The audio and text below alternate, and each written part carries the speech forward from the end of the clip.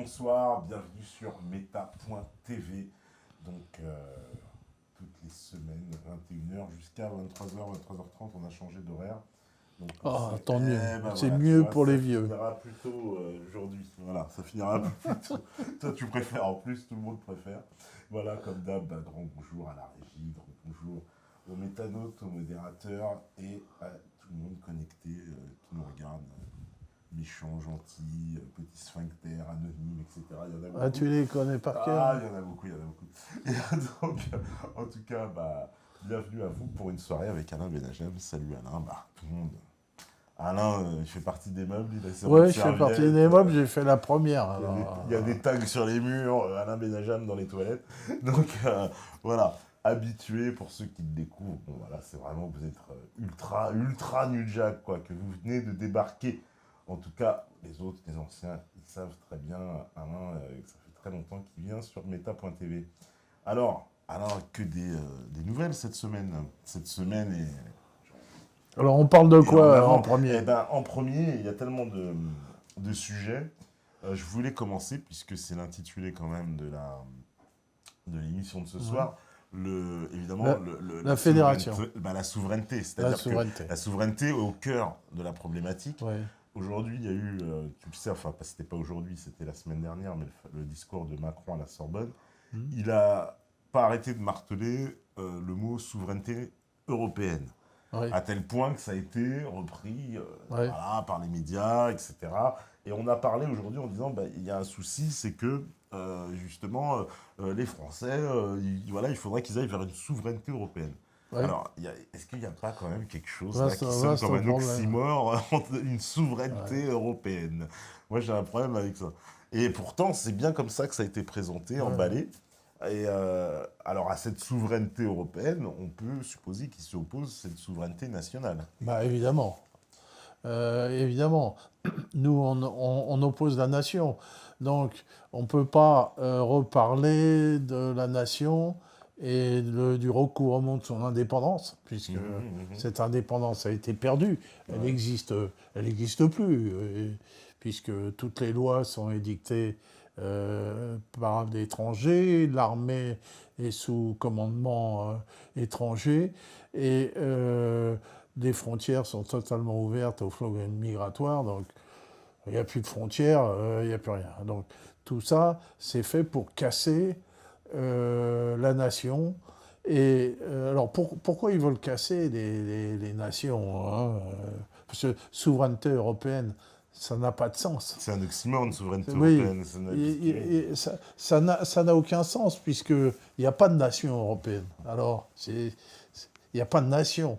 Si tu veux, la nation, elle se crée par l'histoire. On en a ici souvent longuement parlé. On a parlé des deux concepts de nation ethnique, nation civique. Là-dessus, moi, je préfère parler de nation historique.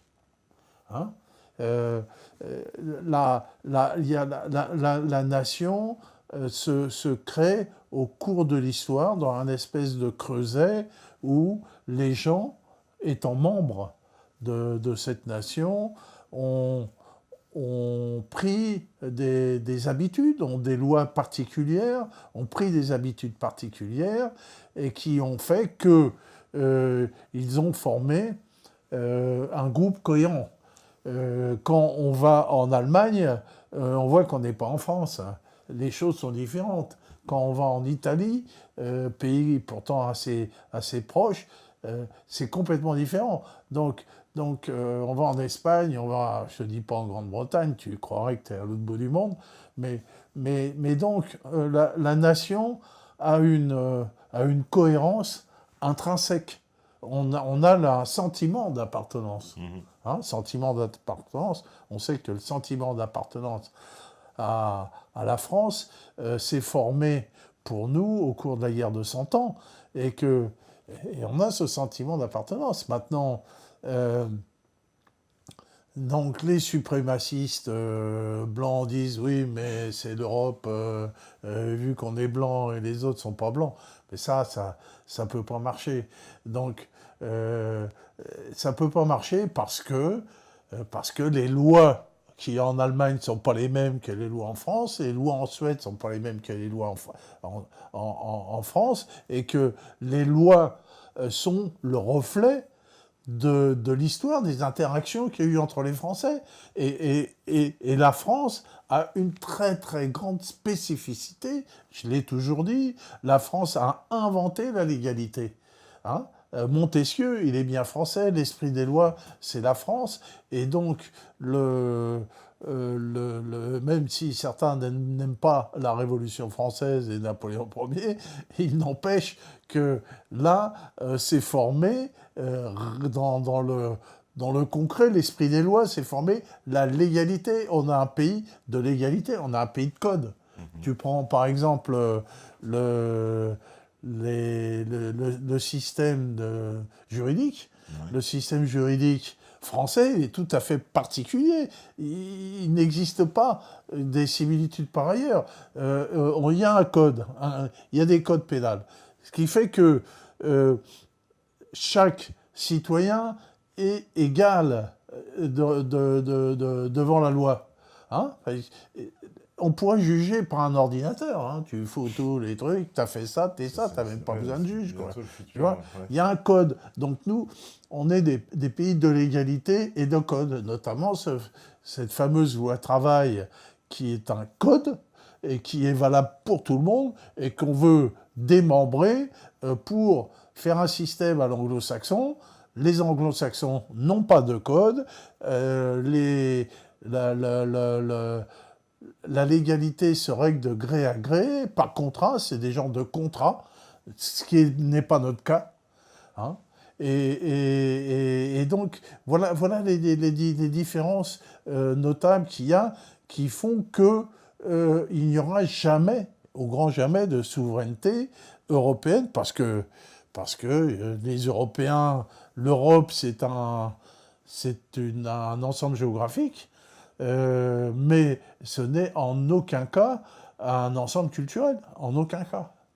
Voilà, oui. Bon, je sais pas, je peux parler ça, sans s'étendre là-dessus, mais, oui, mais tu vas pas me laisser parler. Parce que, regarde, l'Europe n'est pas, alors peut-être aujourd'hui n'a pas d'existence, comme tu dis, en tant que peuple, mais quand on connaît justement l'histoire de France, qui est aussi une construction politique, est-ce que le projet de nos élites n'est pas aussi de construire une identité européenne, aussi artificielle soit-elle, mais qui va servir de base, c'est-à-dire cette identité européenne, d'ailleurs, avec ce nouveau peuple européen venu d'extérieur de l'Europe, ça lui plaira bien. D'ailleurs, je dis ça, mais ils sont un peu en train de le faire, puisqu'on change l'histoire en ce moment. Alors, toi qui es passionné d'histoire, tu dois être assez choqué de voir à quel point l'histoire est attaquée dans notre époque. Bien sûr.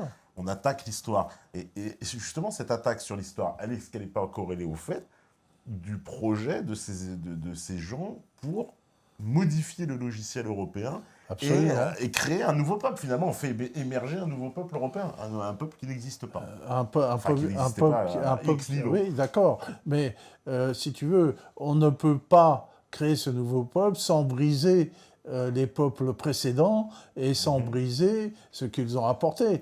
Eux, ce qu'ils veulent, en brisant la France, qu'est-ce qu'ils veulent faire? Parce que c'est la France qui est la cible en premier lieu. Ils veulent briser le système légal français. Ça ne va pas à l'oligarchie. Hein? Voilà, ils veulent complètement enterrer Montesquieu, qu'on n'en parle plus. Voilà, Montesquieu et Jean-Jacques Rousseau sont les ennemis à abattre, tout ce qu'ils ont apporté. Jean-Jacques Rousseau, c'est la souveraineté du peuple. Pour prendre les Français les plus emblématiques de notre nation. Et si tu veux faire du business sans contrainte, comme ils veulent le faire, eh bien, il ne faut plus de loi. Il ne faut plus de loi. Et donc, il faut briser la France et son système légal. C'est tout.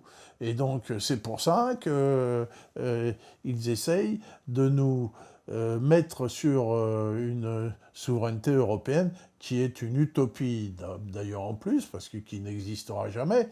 C'est tout. Ça n'existera jamais. Tu ne vas pas mélanger des Français, des Allemands, des Suédois qui nous haïssent. Non, ça n'existe pas. Moi, je connais l'Europe, j'ai voyagé partout. C'est pas demain la veille.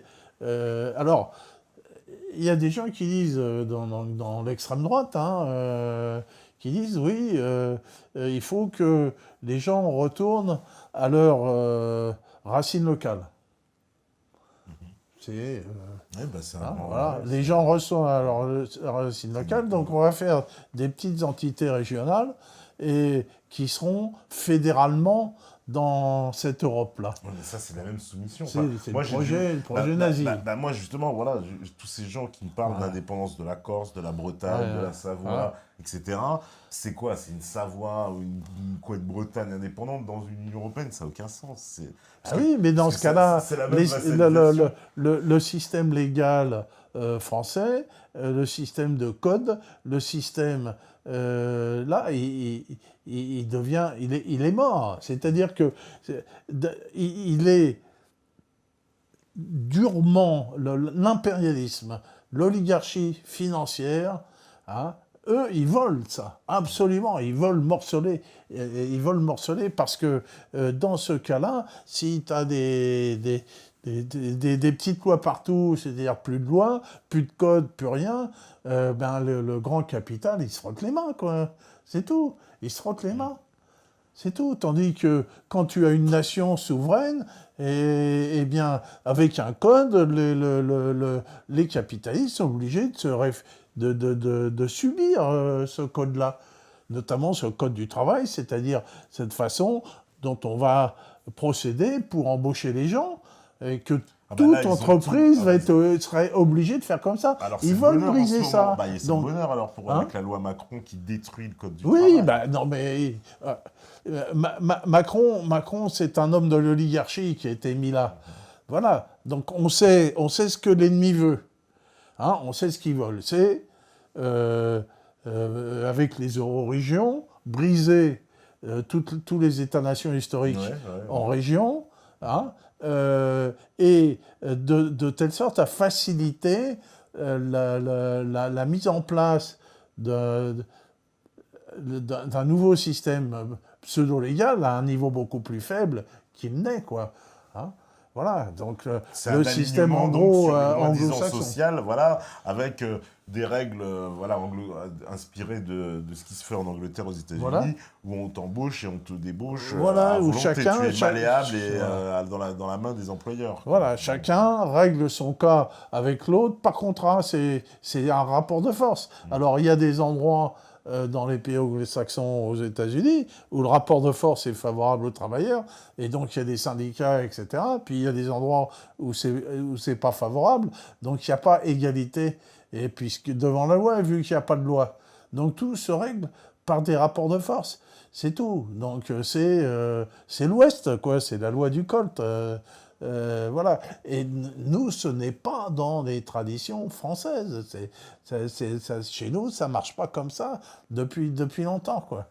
Depuis longtemps, même d'avant la Révolution française, la France était un pays où on essayait à avoir des systèmes qui étaient similaires d'un bout à l'autre du royaume de France, quoi. Donc voilà, c'est pas dans nos traditions. Ce n'est pas dans nos traditions. La tradition, c'est important, la tradition. On en a beaucoup discuté de ça. L'homme est un musée. De quoi on est constitué? Nous, on est constitué du passé, qu'on a appris de nos parents par la langue, par tout ça. On n'existerait pas sans ce passé. Nous, on veut nous couper des racines. Alors, on veut nous couper des racines françaises. Il y en a qui disent « Ah oui, mais d'accord, on va vous mettre des racines bretonnes, corses, je ne sais trop quoi. » Mais voilà, il y aura une multitude d'entités. Et sur cette multitude de petites entités, le grand capital pourra mieux les soumettre. Voilà, donc on voit que la défense de l'État-nation France, c'est la lutte contre l'impérialisme et le grand capital. Voilà. Si on veut lutter contre l'impérialisme et le grand capital, il faut défendre l'État-nation. C'est pas un discours France. un peu communiste, Hein? que tu me dis, c'est pas communisant, marxisant. Ah ben moi, quand j'étais au Parti communiste, c'était ça. Moi, j'ai pas changé. Quand j'étais dans un parti communiste qui était nationaliste au Ouais, sens nation civique, Ouais. voilà. Hein, c'était produisons français. Mais justement, aujourd'hui, est-ce que le combat, parce que tu vois, quand tu me dis, bon, en combattant le fédéralisme, va se battre contre en fait, c'est l'opposition grand capital. Alors précisément, les nouveaux, les nouveaux patriotes, pour trouver une formule, ces gens-là te disent il faut se battre pour l'identité et non pas parce que non pas pour nos droits économiques mais pour nos droits culturels parce que si on perd en fait l'identité il n'y a plus rien derrière. Voilà. Les droits économiques, c'est de la blague. S'il n'y a plus personne finalement pour défendre la France, elle n'existera plus. Alors, tout ça, évidemment, est bien compliqué et il faut vraiment se garder des extrémistes dans la pensée. Hein? On a parlé nation civique. Alors, la nation civique, ça veut dire, voilà, tu as un passeport français, tu es français, tu viens là, on te file, bon. Voilà, bon. Et puis d'autres, venant d'Allemagne, qui ont inventé, après le concept de nation civique, parce que le concept de nation civique vient de 1789, exactement. Et au XIXe siècle, on a inventé la nation, le concept de nation ethnique, qui est... oh merde, attends, je vais couper. C'est le direct. Je suis désolé parce que d'habitude, bon, on verra. Bon. Et donc oui, donc.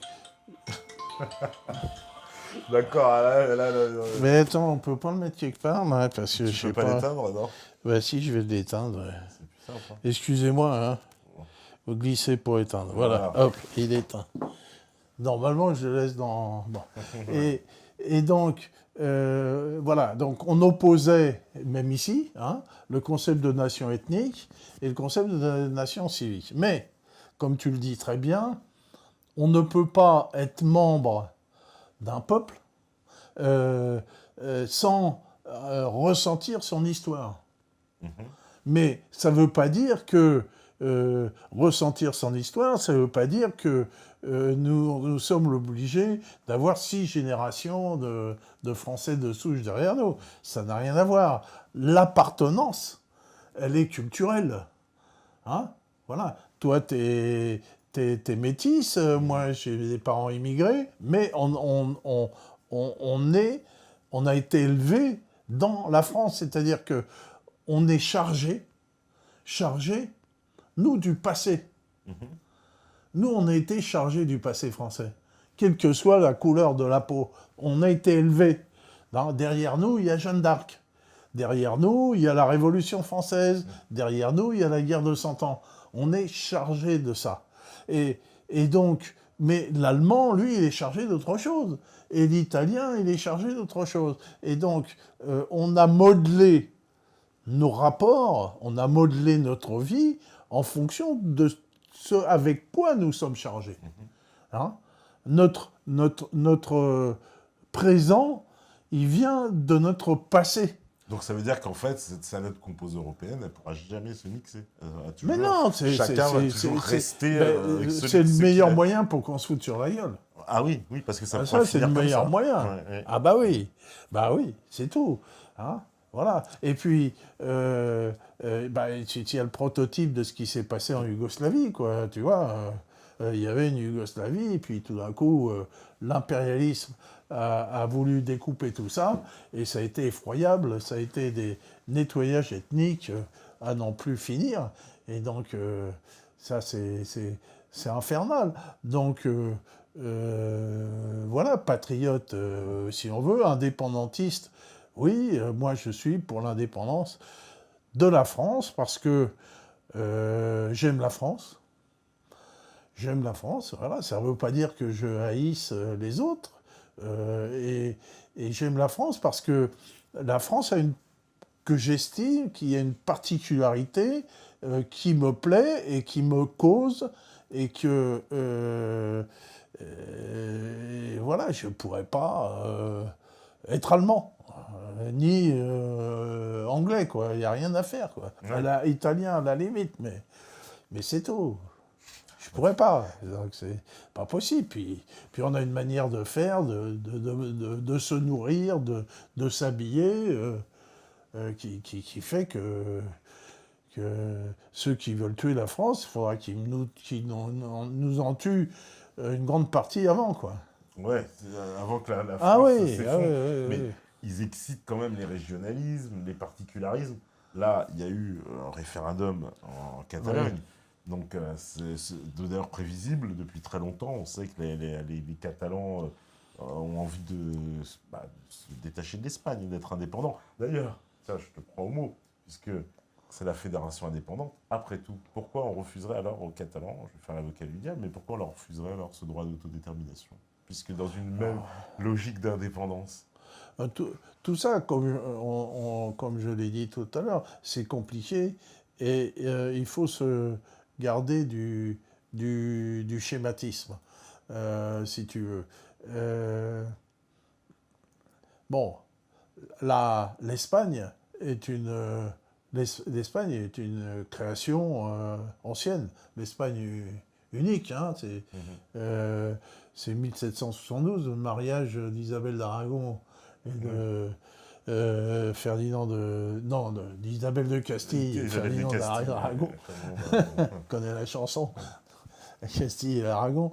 Voilà. Et donc,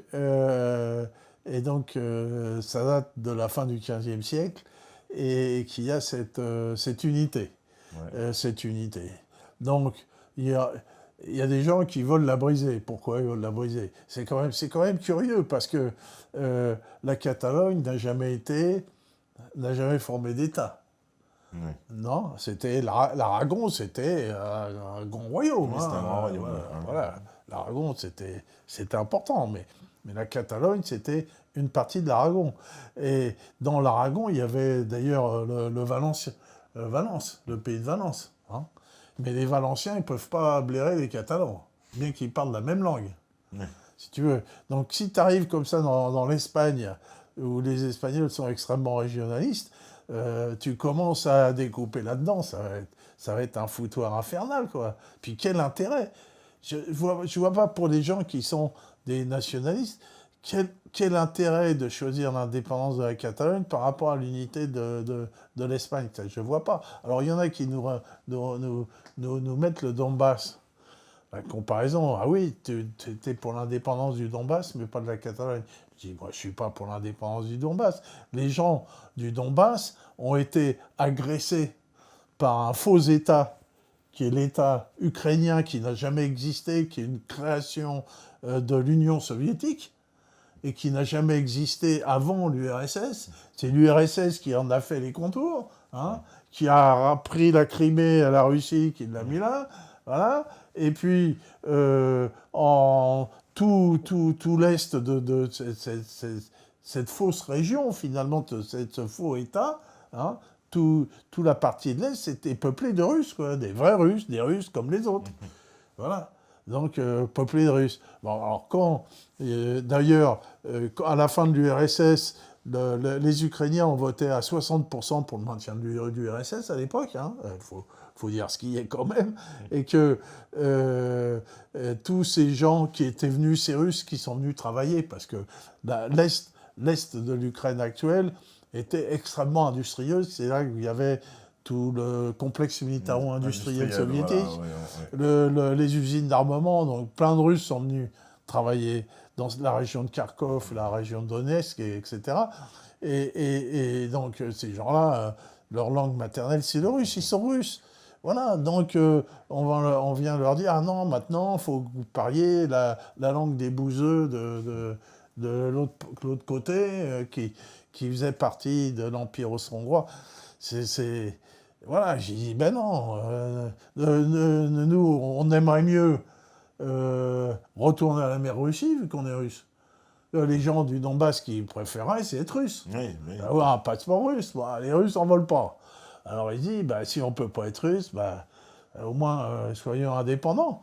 Voilà, mais il n'y a aucune similitude dans les processus, et il faut voir que même cette affaire est née d'un coup d'État impérialiste qui a voulu faire en sorte que l'Ukraine euh, passe à l'ouest, c'est-à-dire devienne une base militaire pour l'État profond états-unien.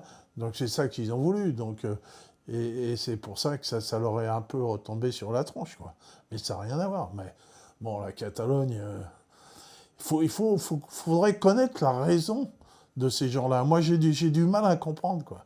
Alors il y en a qui disent, ah oui, mais les Catalans, la Catalogne est industrielle, alors que le reste du pays, hormis là... Ils ont, alors, semble-t-il, la Catalogne dans la région la plus riche d'Espagne, Oui.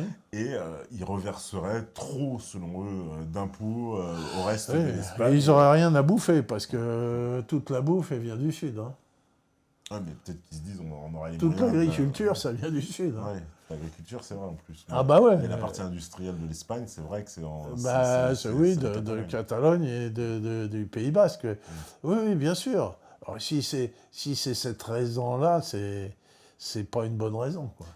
Puis la Catalogne, depuis une dizaine d'années... Alors, ils ont une autre langue. Voilà, et ça avait été, au départ, très appuyé dans la politique...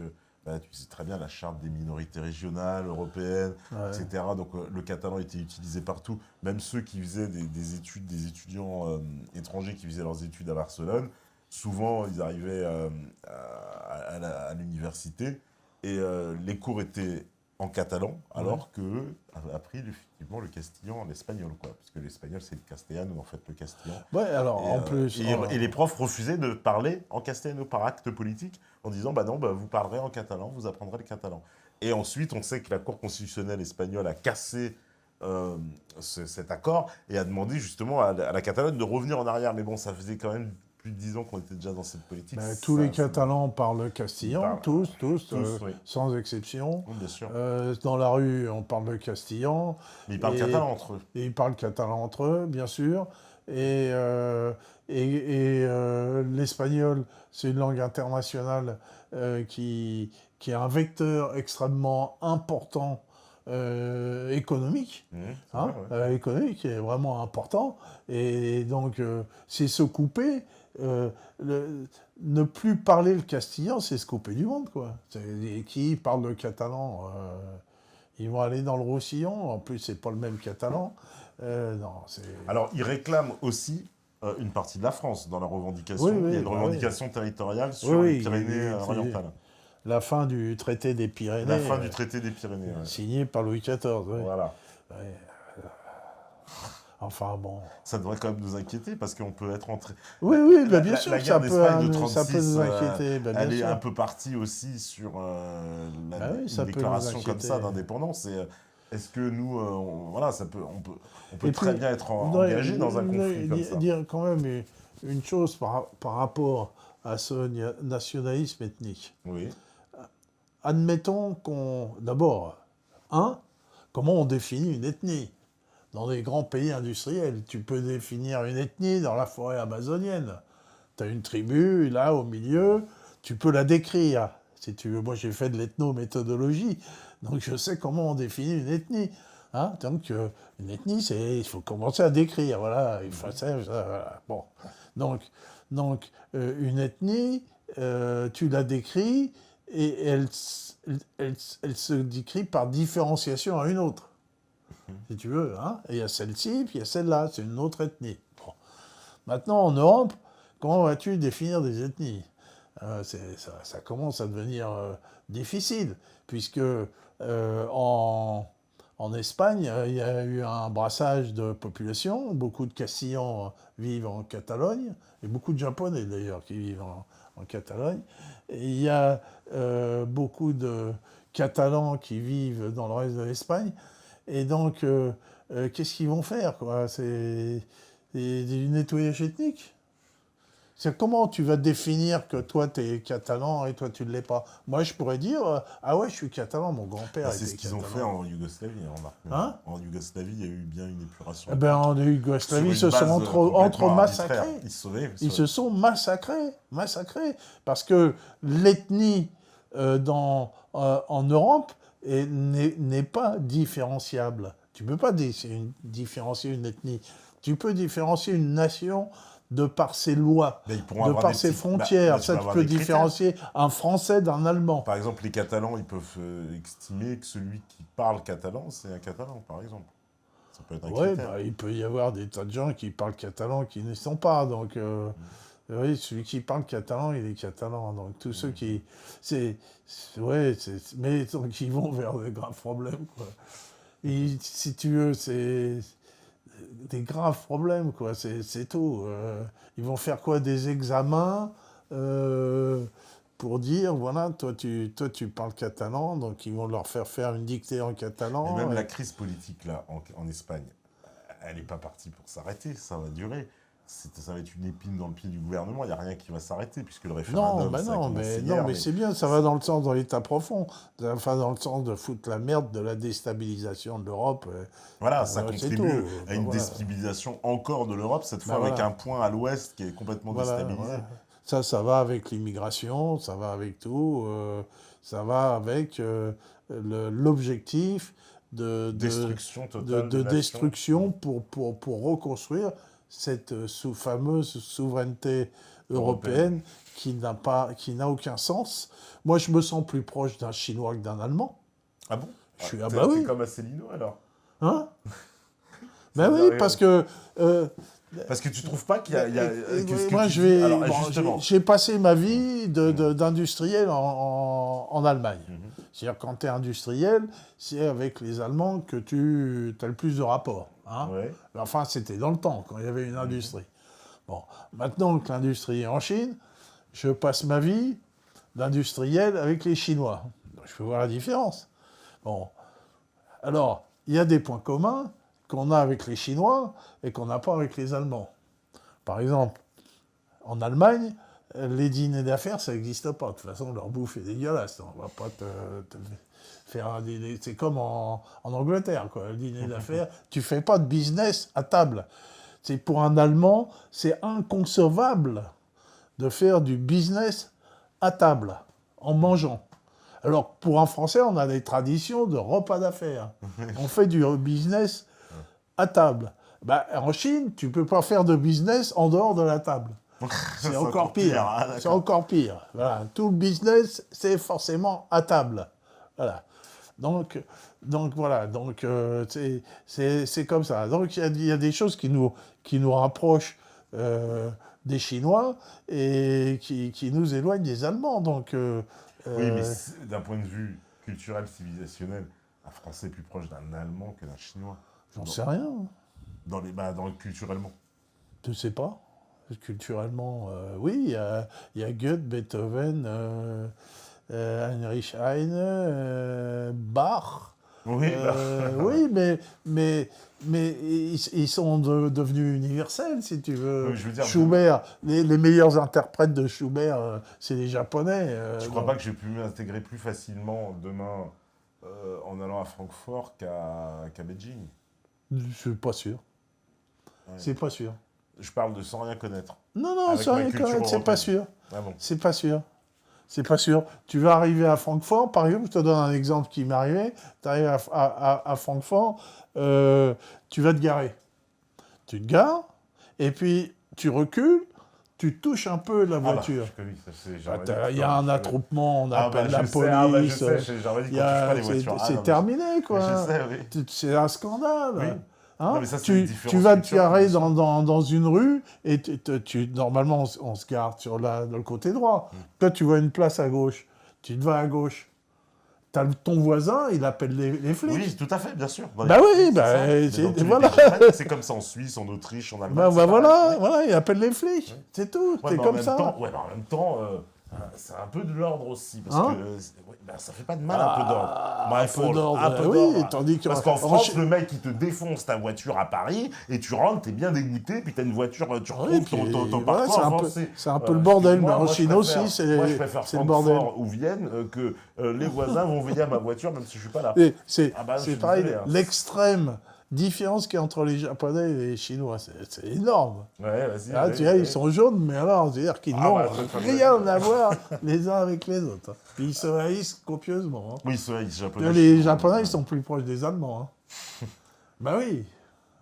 Au Japon, c'est pareil. Oui, ils auront une sphère culturelle asiatique quand Ah même. bah oui, ils ont une sphère culturelle agressive, Agressive. ouais. C'est comme nous. Bah ouais, regarde, on a nos grosses, on sait, nos antagonismes, pour ne pas dire voilà, des concurrences extrêmes entre français, allemand, français, anglais. Et pourtant, tout ça fait partie quand même d'un creuset culturel commun. Il y a des points, je veux dire, la chrétienté, le droit, les systèmes politiques, etc. Enfin, il y a non, les droits, ils sont complètement différents, les systèmes politiques sont différents, c'est tout. Ils sont devenus identiques parce que maintenant, on nous a imposé le même système au travers de l'UE, mais c'est complètement différent, quoi, c'est tout. Voilà, enfin, ils vont dans en le même sens. Angleterre, t'as les mecs avec la perruque, le régime politique la reine, français, il est quand même beaucoup plus proche du régime allemand que du régime chinois, non? Oui. Oh, du régime, tu parles. Oui, bon, si tu veux, tu te fais l'avocat du diable. Ah bah oui. Mais bon, si tu veux. Mais pour moi, c'est une utopie. Et puis, s'ils nous mettent dans le même sac, on finira par se détester, de se foutre sur la gueule et de se refaire une guerre. C'est clair et net parce que tu ne brises pas. Tu brises pas un passé. Tu brises pas une histoire. Parce que même si tu connais pas l'histoire, même si tu n'as jamais entendu parler de Jeanne d'Arc, tu es fabriqué par l'histoire, de par le langage, que de par tes habitudes, et tu es fabriqué par ton passé. Et mon passé, c'est pas le même de celui d'un Allemand. Alors, on peut avoir un passé similaire avec les Anglais, parce que, si tu veux, il y a une similitude inversée, quoi. Les Anglais sont des Français à l'envers. Ah oui, Hein ouais. Voilà, justement, c'est un peu l'antithèse de la France. Voilà, c'est l'antithèse de la France. C'est les Français à l'envers. C'est tout. Parce qu'il y a eu cette fameuse guerre de 100 ans, puis toutes les guerres qu'il y a eu, ce qui fait que les Anglais nous détestent copieusement, et donc ils veulent surtout pas faire comme nous, quoi. Voilà, donc... alors, c'est vrai qu'on a une histoire commune, une histoire de guerre, parce qu'on s'est largement foutu sur la gueule pendant des années et des années. Voilà, bon, ça, c'est une histoire commune. Mais il ne faut pas oublier que la noblesse anglaise, avant d'être britannique, elle est d'origine française. Oui, d'origine française. Voilà. Et il y a les Montaigu, Lord Montaigu, pourquoi Montaigu, tu vois, et voilà, donc ils sont devenus une espèce d'anti-France, quoi, parce que ils revendiquaient le fait d'être français, et nous, on n'a pas voulu. Alors, question qui se pose. Est-ce que dans le concert de ce qui est en train de se passer en ce moment, c'est-à-dire, on imagine chaque nation qui reprend sa souveraineté en Europe? Que j'espère, et j'espère que ça se fera. Ok, bon ben voilà, on va prendre ce cas-là dans le scénario. Est-ce que aussi, justement, parce qu'il y a une question importante que tu as soulevée avant, tu as parlé d'histoire. Et moi, précisément, je pense qu'il y a un sens de l'histoire. Oui. Alors, ça voudrait dire que les pays, une fois qu'ils auront repris leur souveraineté, vont aussi reprendre leur sens de l'histoire. Oui. Et à ce moment-là, est-ce qu'on ne devra pas craindre les Allemands, Est-ce qu'ils vont pas... Là, je donne raison, je fais mon avocat du diable européisme, mais tu comprends Est-ce que sur ce plan-là, parce que, imaginons une Europe des nations, plus d'Union européenne, chacun qui reprend sa souveraineté, et le sens de l'histoire reprend le dessus, et finalement, l'Allemagne est notre concurrent naturel. On est revenu, si tu veux, comme en 1914. Avant 1914. Mais il sera toujours, qu'on soit redevenu une nation ou pas. C'est la meilleure façon pour qu'on se refoute sur la gueule, c'est bien de nous mettre dans le même sac. C'est tout. Voilà. Maintenant, si on a une nation, eh bien... on fera des traités, si tu veux. C'est l'Europe des nations. voilà, c'est pas obligé que on soit en guerre. Et puis la guerre dans les pays modernes aujourd'hui, c'est quelque chose de tout à fait dissuasif. Donc Alors, voilà. guerre veut pas dire Puis forcément on a la l'arme Seconde Guerre atomique, on mondiale. leur foutrait Mais, une bombe atomique sur la tronche et puis on n'en parlerait plus. non, mais je veux dire, voilà, une concurrence certaine, etc. Ou voilà, même des sales coups entre nations, quoi. Parce que finalement, l'Allemagne, qui reprend son sens de l'histoire, les nations européennes, elles se battent aussi pour un leadership de domination sur le continent. On va pas se mentir. C'est un peu ça. Avec les Français qui sont entre le géant allemand terrien et le géant britannique thalassocrate, enfin, l'empire des... Voilà. Mais chacun suit son destin, hein. C'est ça, c'est son destin. Et le choix, il est là. Est-ce qu'on veut qu'il n'y ait plus de France? Est-ce qu'on veut que la France disparaisse? Disparaissent, voilà. Voilà, la question, elle est posée. Hein, comme elle est en train de disparaître, comme l'autre abruti qui parle de souveraineté européenne. Donc, souveraineté européenne, c'est dire la disparition de la France. De toute façon, il a déjà vendu les meubles. Hein, il a vendu Alstom et tout le bazar. Il n'y a plus Donc rien. ça, c'est vraiment le traître fait homme. Hein, il devrait être devant un tribunal si les choses étaient bien faites. Et donc, voilà, donc, est-ce qu'on veut justement la disparition de la France? C'est la question que tout le monde doit se poser au fond de son cœur, quoi, au fond de son âme. Voilà. Et donc, si vous voulez la disparition de la France, voilà, vous voulez être breton, être, je sais pas, berrichon, auvergnat, mais plus français, et être une petite région dans une Europe qui sera gouvernée par l'État profond anglo-saxon, et avec le Gauleiter de l'Europe, ce sera la grosse Bertha. Hein, Gauleiter de l'État profond, ça sera un Bosch, forcément. Voilà, c'est tout. Si vous voulez un bordel qui est une utopie, qui peut pas se faire pacifiquement, c'est impossible. C'est impossible. Ça peut pas marcher. Ça peut pas marcher. On ne brise pas les liens historiques des nations. On ne peut pas les briser. D'ailleurs, les pays qui se révoltent beaucoup contre cette situation, ce sont les pays d'Europe de l'Est, en particulier les groupes de eux, tu parles, ils ne veulent pas entendre parler de leurs conneries.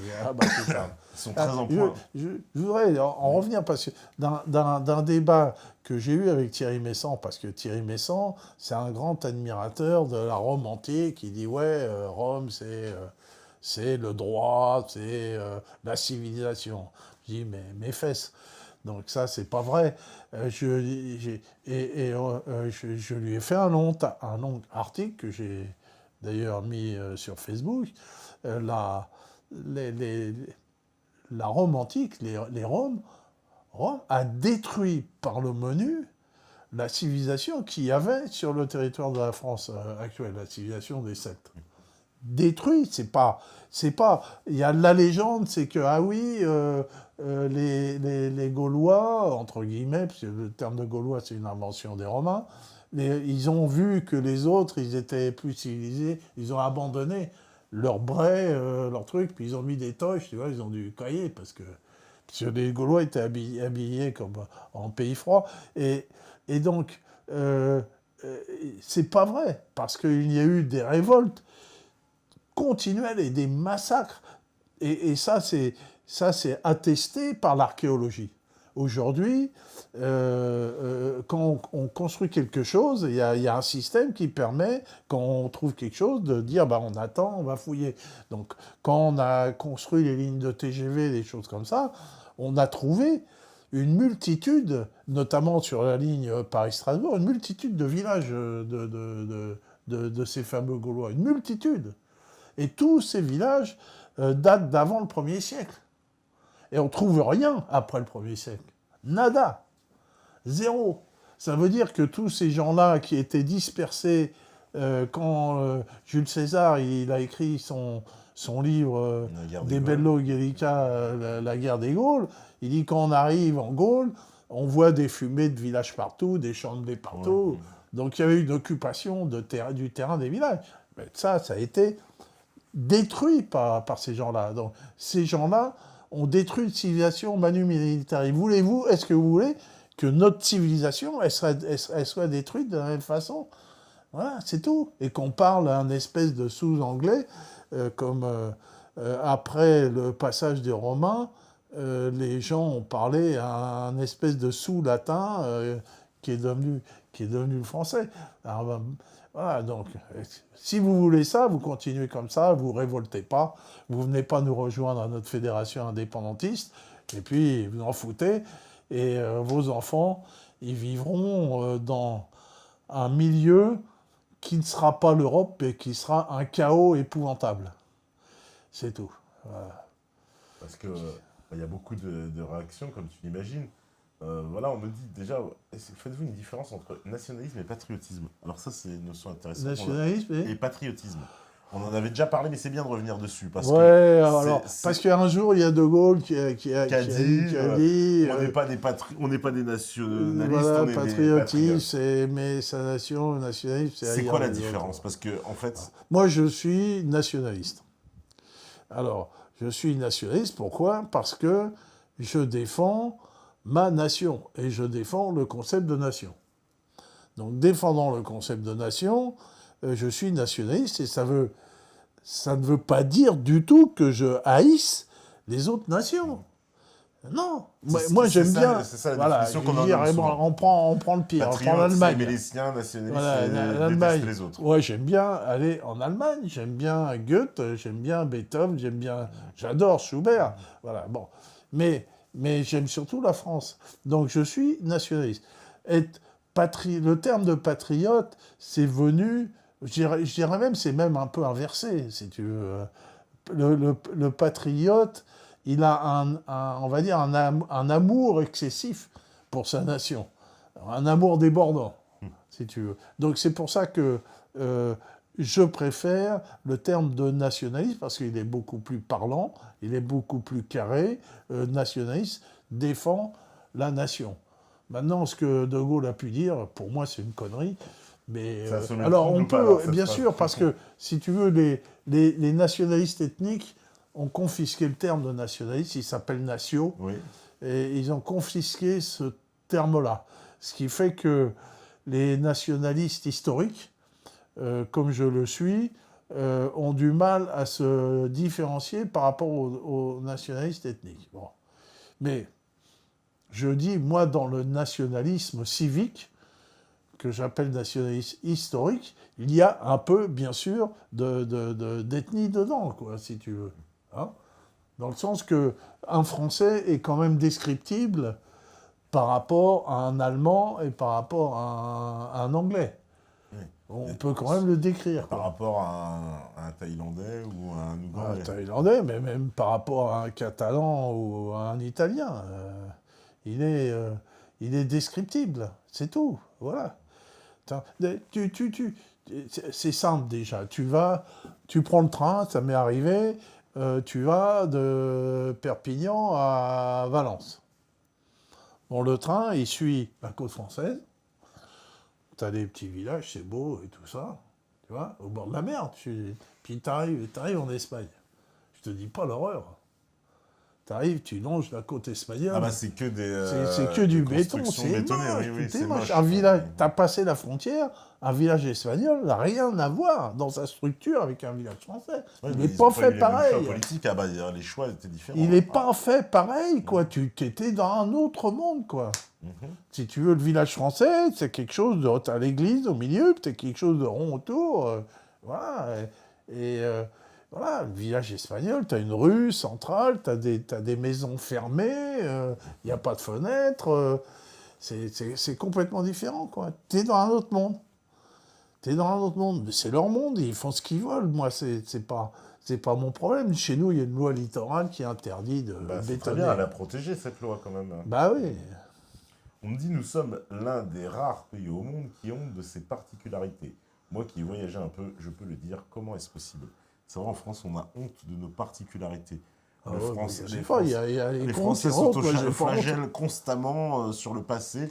Alors, aujourd'hui, on est dans une configuration où sans cesse, on ramène tout à l'histoire coloniale, au passé esclavagiste et voire à la collaboration, évidemment, la 39-45. Et comme si l'histoire de France ne se résumait qu'à ces 3 épisodes-là qui sont rebâchés, ressassés sans cesse. Oui, c'est ressassé par qui Ah bah sans cesse, sans cesse. Par les gens qui sont honteux d'être français. Oui. Voilà. Ah, mais ceux qu'on entend dans les médias, qu'on entend à la télévision, qu'on entend partout. Oui, bien sûr, mais ça, parce qu'il faut faire surgir chez le Français la honte de soi si on veut s'autodétruire. Hein, comme le gauchus vulgaris de merde. Il n'y a rien de pire que cette gauche, qui est la pire arme contre la patrie. Et voilà, donc, bon, qu'est-ce que tu veux, c'est l'ennemi à abattre, quoi. C'est tout, c'est comme ça. C'est comme ça, ouais. C'est pas que petit mot, parce que j'approuve le colonialisme. Je fais le parallèle, si tu veux, avec évidemment ce qui se passe aux États-Unis, mais qui aussi arrive en France, où là-bas on déboulonne les statues. Et en France, il y a eu l'appel du CRAN et de notre cher ami Georges Hutin, qu'on avait reçu ici même, qui lui aussi appelle à déboulonner les statues de Colbert, à déboulonner les statues. Peut-être que la liste va s'allonger, bientôt Victor Hugo ou Jules Ferry. Et en tout cas... on va déboulonner toutes les statues. Pourquoi pas Jeanne d'Arc Est-ce qu'on peut pas faire un parallèle, finalement, avec ces daïchistes, ces djihadistes qui, eux, font la même chose? Sûr. Parce que c'est la même chose. Eux, ils ont là-bas, ils déboulonnent les statues qui leur plaisent pas, et finalement, ici, c'est aussi pareil. Alors, ça, c'est un point extrêmement important. C'est une bonne question. Je vous remercie de me l'avoir posée. Parce que c'est une question que les Russes ont réussi à résoudre. Passé positif, passé négatif. Les Russes, eux, ils admettent, ils assument tout leur passé. C'est-à-dire, ils assument le tsar, la Russie impériale, et ils assument l'URSS. Quand tu vois le défilé sur la place rouge du 9 mai, tu vois, ils ont des drapeaux rouges, aussi marteau. Tu vois le défilé de l'armée russe aujourd'hui, tu ne sais pas trop si c'est l'armée soviétique ou... Tu vois, ils ont gardé ces traditions. Pour eux, elles sont importantes parce que sous l'URSS, ils ont failli disparaître et tout le peuple russe s'est levé comme un... Ils sont levés, ils se sont sacrifiés. Les gens se sont sacrifiés. Hein, on ne les a pas poussés, ils se sont sacrifiés pour défendre la mère Russie, pour défendre la patrie. Et ça, ils le gardent. Ils le gardent en eux, ce passé soviétique. Voilà. Et donc, ils le gardent avec les Romanov, ils le gardent avec tout le passé de la Russie. Alors, c'est quelque chose que nous, on a du mal à faire. On a du mal à faire, si tu veux. Hein, moi, on me met toujours, on m'oppose, ah oui, la Révolution française, machin, ce truc muche. C'est pour ça que j'ai mis sur ma page Facebook, j'ai mis un drapeau bleu avec des fleurs de lys, un drapeau bleu, blanc, rouge et un drapeau rouge. C'est les 3 drapeaux de la France. Tout ça au milieu d'un arbre. On a poussé avec notre passé. Hein, le bleu, blanc, rouge, il n'aurait pas existé sans le drapeau à fleur de lys qui a créé la nation française, ce fameux drapeau à fleur de lys, qui est le drapeau français, comme le drapeau rouge est aussi un drapeau français, qui a failli d'ailleurs être le drapeau officiel de la France en 1848. C'était à 2 doigts pour qu'on adopte le drapeau rouge. Donc, il faut assumer le passé. Ça ne sert à rien de se fustiger. La France a été un pays colonialiste, bien sûr, mais si on va prendre tous les pays ont eu un passé qui, à un moment donné, a été quelque chose de négatif. C'est comme ça. Alors, voilà, c'est comme ça. On a été comme ça, c'est comme ça. Et c'est pas en se flagellant qu'on va changer les choses. Le passé, c'est le passé. Moi, quand on me dit des Algériens, ah oui, mais vous qu'est-ce que vous avez fait en Algérie? Comment l'armée française s'est comportée en Algérie? C'est terrifiant. J'ai dit, mais ok, mais il y a eu des criminels de guerre français en Algérie, c'est vrai, Mais pourquoi ils n'ont pas été jugés? Ils auraient dû être jugés en tant que criminels de guerre. Moi, quand j'étais jeune, j'ai milité pour l'indépendance de l'Algérie. Ça ne fera pas plaisir à dire à mon pote André Chancu, que je salue. Je suis Tu désolé, fais partie hein. des communistes qui militaient pour le FLN, bon, ça fera plaisir à Bozzi. c'est pas grave. Lui, il était pour l'Algérie française et je le comprends. Il est né en Algérie et il avait sa culture de Français d'Algérie et il regrette de l'avoir perdue. C'est tout à fait respectable, sa position, si tu veux. Mais voilà, c'est comme ça. C'est comme ça. Et puis pourquoi les Français, en 1830, ont été en Algérie? Tu sais pourquoi? Oui, moi je sais, mais vas-y, tu vas me dire. Ben oui. Voilà. C'est à cause de la piraterie Bien sûr. barbaresque en Ah oui, Méditerranée. mais quand tu dis ça, t'as des... Ah bah oui. Là, après cette vidéo, tu vas voir qu'il y aura des commentaires les d'Algériens Américains, qui vont ils te étaient dire, avant nous. oui, mais non, c'est faux. Alors qu'en 1798, les Américains créent l'US Navy précisément pour contrer les attaques des oui, pirates parce que algériens. les barbaresques, ils Voilà. allaient jusqu'aux côtes états-uniennes. États-uniennes. Voilà. Donc voilà, ça s'invente Voilà. pas quand même. Donc voilà, il fallait à un mettre moment un donné, terme parce qu'il n'y avait plus de commerce en Méditerranée, il n'y avait plus rien. Il n'y avait plus rien. Voilà. Il n'y avait plus rien. Bon. Donc il fallait mettre un terme. Et c'est pour ça que, après l'échec de l'opération états-unienne, la France a mené une opération qui a été victorieuse. C'est comme ça. Voilà, c'est comme ça. C'est la vie. C'est la vie, c'est comme ça. Il faut l'admettre. Et s'il n'y avait pas eu la France, il n'y aurait pas l'Algérie. C'est la France qui a créé l'Algérie. Oui, bah ça aussi, puisque l'Algérie est une création française 100%. Ah oui, 100% française. Il faut bien le préciser. Voilà, et d'ailleurs, les Tunisiens et les Marocains, ça ne leur plaît pas du tout. C'est pour ça que les relations entre le Maroc et l'Algérie ne sont pas bonnes. Parce que nous, quand l'Algérie est devenue indépendante, on pensait garder le Sahara. Donc on a inclus le Sahara dans l'Algérie. Oui. Et voilà. Et donc les Algériens, ils ont hérité de ce que la France a découpé. Donc, alors que les villes du Nord n'ont jamais eu le dessus sur le Sahara, il faut le dire, dans toute l'histoire algérienne. Jamais. C'est la conquête française qui a donné le Sahara. Il faut assumer. Donc moi, je ne critique pas les Algériens. Non, mais c'est bien de le dire, parce que si tu veux, moi, quand je suis tout seul à le dire, après, bon, j'ai des tonnes de commentaires de gentilles personnes qui m'insultent allègrement quand on leur dit ça, parce qu'ils ne veulent pas admettre. Parce qu'aussi en France, il y a un truc, c'est que quand tu parles de ces vérités historiques et que tu les remets comme ça, tout de suite, les gens sont dans du pathos et dans dans l'insulte et l'invective, ou de l'idéologie, mais il n'y a plus du tout de réflexion. On a perdu toute raison, tout raisonnement, Pareil, l'esclavagisme en Afrique. Les Arabes, c'est les Arabes qui ont commencé. Mais ça, c'est pareil, c'est autre chose que je répète souvent, mais que certains de nos camarades musulmans ne veulent pas entendre, parce que, une chose, pour être clair, en islam, il y a le droit d'avoir des esclaves. On est d'accord. Donc ce n'est pas incompatible, contrairement à ce que beaucoup de gens essaient de nous faire dire, enfin de faire croire dans leurs commentaires en disant mais non, il ne peut pas y avoir d'esclaves en islam, c'est absolument faux. Il y a eu énormément d'esclaves. S'il y a des musulmans jusqu'au Cameroun, c'est bien que... Peut-être au Gabon, il n'y en a pas. Un tout petit peu, très peu. Il y en a encore, mais très peu. Bongo s'était converti pour entrer dans l'OPEP, il paraît. Pour rentrer dans l'OPEP. Et être polygame, c'est ce que disent les mauvais gens. Ceci étant dit, moi je connais un peu l'Afrique, et je connais bien le Gabon, puis j'ai fait mon service militaire. Une Afrique non musulmane, c'est beaucoup plus sympa. Enfin, je veux dire que, bon... tu sais qu'aujourd'hui, en plus, même en Afrique, la vie... Alors, qu'est-ce que tu...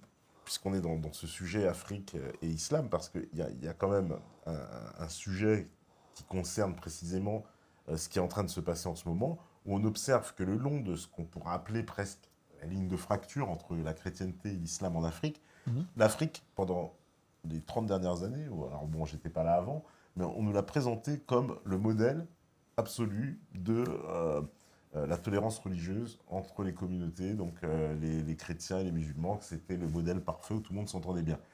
Depuis quelques années, on sait que c'est pas du tout vrai, et au contraire, cette ligne-là qu'on voit qui pourrait aller, tu vois, dans toute la zone sahélienne, donc qui divise la Côte d'Ivoire, qui va en Centrafrique, au Cameroun, etc., au Nigeria, elle existe aussi, cette fracture. bah, elle est en train de se réaviver. Au Nigeria, il y a eu Avec des Boko chrétiens Haram. avec Boko Il y a les Haram. problèmes là au Il Cameroun. y a eu des problèmes. Voilà, on a vu un Au attentat au Cameroun, Burkina Faso, ouais. on a vu un attentat voilà, au Cameroun, enfin, c'est en Centrafrique, etc. Partout, en fait, ces communautés Le s'affrontent. Cameroun qui est avec des revendications indépendantistes des Des anglophones. anglophones, oui, parce que les Ouais, anglophones veulent se séparer des francophones, oui, au ouais, Cameroun. Ils en ont bah marre, ouais. en fait. Ah ouais, bah c'est la mode. Hein. Ouais. Ah ouais. Oui, parce ils sentent qu'ils ne ils sont plus pareils. Mais pour bien le dire, il y a peut-être une différence, c'est réel aussi, parce qu'il y a quand même une différence entre les pays d'Afrique francophone et les pays Oui, d'Afrique anglophone. c'est Moi, je vrai. trouve que les pays d'Afrique anglophone, d'une façon générale, ont plus une mentalité d'entrepreneurs. Je les trouve plus entrepreneuriaux, plus à même de faire du business, en fait. Et des pays francophones, beaucoup plus dans une espèce de mentalité où ils attendent que l'État ramène le développement. C'est possible. À l'observation, évidemment. Il y aura peut-être encore des tas de gens qui vont pas être d'accord. Bon, allez. Allez, on enchaîne. J'ai plein de questions en plus, hein, j'en profite. On me dit, l'U est le cheval du 3 du mondialisme au profit de la grande finance et au détriment des peuples. Qu'en Bah, pensez-vous? bien sûr. Ah bah là, je pense que tu plus sois entièrement. Voilà, il y a quelqu'un, c'est intéressant, puisqu'on parlait d'histoire aussi tout à l'heure. Il me dit, si je n'ai jamais entendu parler d'une telle destruction et remaniement de l'histoire à l'école en si peu de temps, à part sous Pétain. Qu'en pensez-vous? Parce que c'est vrai que je suis quand même effaré, moi, Ah avec oui, c'est l'histoire. l'œuvre de destruction. Parce que l'histoire, c'est quand même le composant qui va Bien sûr. former l'identité. Si Mais on enlève même l'histoire. si l'histoire est composée de mythes, Oui, pour la plupart, est composée de mythes. Ça, on a parlé des mythes oui, on en a historiques. parlé des mythes historiques, oui. Mais les mythes, c'est beaucoup plus intéressant que la réalité. Les mythes, c'est ce que nous, on s'est fabriqué, notre histoire. Ouais. Et donc, c'est important que on s'est fabriqué comme ça, et ça, c'est important de la transmettre comme ça. Alors, hein. c'est Voilà, marrant ce que tu dis, entre- parce que les tenants de la version d'en face diraient, nous aussi, on fabrique des nouveaux mythes, en fait, pour le nouveau peuple. Le nouveau peuple, oui, mais enfin, c'est un nouveau peuple qui n'existe pas et qui n'est pas prêt d'exister. Alors, ils auront du mal. Hein. Quoi, avec les Allemands, il y a quand même une sacrée fracture historique avec nous. C'est quand même 3 guerres en l'espace de 100 ans. Ouais. Enfin, un peu même Moins de 100 ans. Ouais. avec quand même d'effroyables crimes de guerre commis par les nazis. Donc, il y a quand même un contentieux, c'est tout, voilà, c'est comme ça. Voilà. Puis les Anglais, ils ont brûlé Jeanne d'Arc, donc ça, c'est impardonnable. Donc voilà, il y a des contentieux, qui auront du mal à être surmontés. Voilà, il faudra quand même pas mal de générations. Ouais, mais si la population change, si demain les Ah bah oui, Français si dont tu parlent, fous que les Allemands des dont parlent, Africains en c'est des France, mecs qui se souviennent du ils en ont rien Soudan, à du foutre. Pakistan et de machin. Ah Donc, bah oui, bah là, il y aura plus cette continuité, t'auras fait la oui, cassure, bah, là. c'est pour ça qu'ils le font. Ah bah oui, c'est clair. Parce que, Et en plus, ils vont aller à l'école, ils vont apprendre une histoire différente que celle que toi Ouais. t'as appris. ouais, c'est ça. Donc, ils sont en train de nous détruire. Ça, je repose la question à nos spectateurs, est-ce que vous voulez la destruction de la France? Point d'interrogation. Si vous trouvez que c'est positif, si vous trouvez que c'est bien qu'on se auto-flagelle jusqu'à la ad vitam aeternam à cause de la guerre d'Algérie ou de la colonisation de l'Afrique, allez-y. Hein. C'est-à-dire que les Espagnols, ils ont plus à se reprocher que nous. Hein. C'est la colonisation de l'Amérique. Ça n'a pas été une promenade de santé pour les Amérindiens. Oui, pour les Amérindiens, ils ont été balayés. Mais c'était... alors, justement, à ce propos, grosse différence aussi d'approche coloniale en Amérique entre la France et l'Angleterre. Parce que la France, elle a cherché à créer des nations indiennes. Elle s'est rapprochée des Indiens. Elle a voulu faire la charte de Montréal. Elle n'a pas du tout eu la même politique que les Anglais. Oui, alors, parce que ça s'est pas fait de... Et de attention, la on nous même regarde façon, au Canada. Il y a beaucoup de Canadiens qui nous à regardent. la, à Faut la- pas dire à de la- conneries. à la même époque. C'est-à-dire que les Français sont venus plus tôt que les Anglo-Saxons Oui. et on n'ont pas colonisé les États-Unis centrales, c'est-à-dire les plaines, hein, donc, c'est-à-dire entre le long du Mississippi. Oui. Hein. Donc, ce sont des trappeurs qui sont venus, qui ont descendu du Canada jusqu'au golfe du Mexique. Et ces trappeurs-là, qui faisaient du trafic de peau, se sont mélangés avec les Amérindiens. Les Amérindiens. Se sont mélangés tout de suite. Et par exemple, on parle des Sioux. Le terme de Sioux, pour les Amérindiens, n'existe pas. Hein. Là, c'est les Oglala, mais c'est pas les Sioux. Sioux, c'est les Français qui ont inventé le terme de Sioux. Hein. C'est un mot français. Et donc, ces Sioux, les Français ont refabriqué une tribu qui était en intermédiaire avec les autres. Hein. Et donc, les Français se sont rapidement métissés, et donc se sont fondus complètement, à tel point que quand Napoléon a vendu ce qu'on appelle la Louisiane, c'était gigantesque. Tout le centre. Ah, ouais. Ça allait des Rocheuses au Mississippi, c'était énorme. Hein, quand ce con il a vendu ça, si tu veux, il y a eu tout de suite une expédition des États-Unis. Puis il n'y avait jamais été dans ce coin-là, c'était la France. Et ils ont rencontré les Indiens.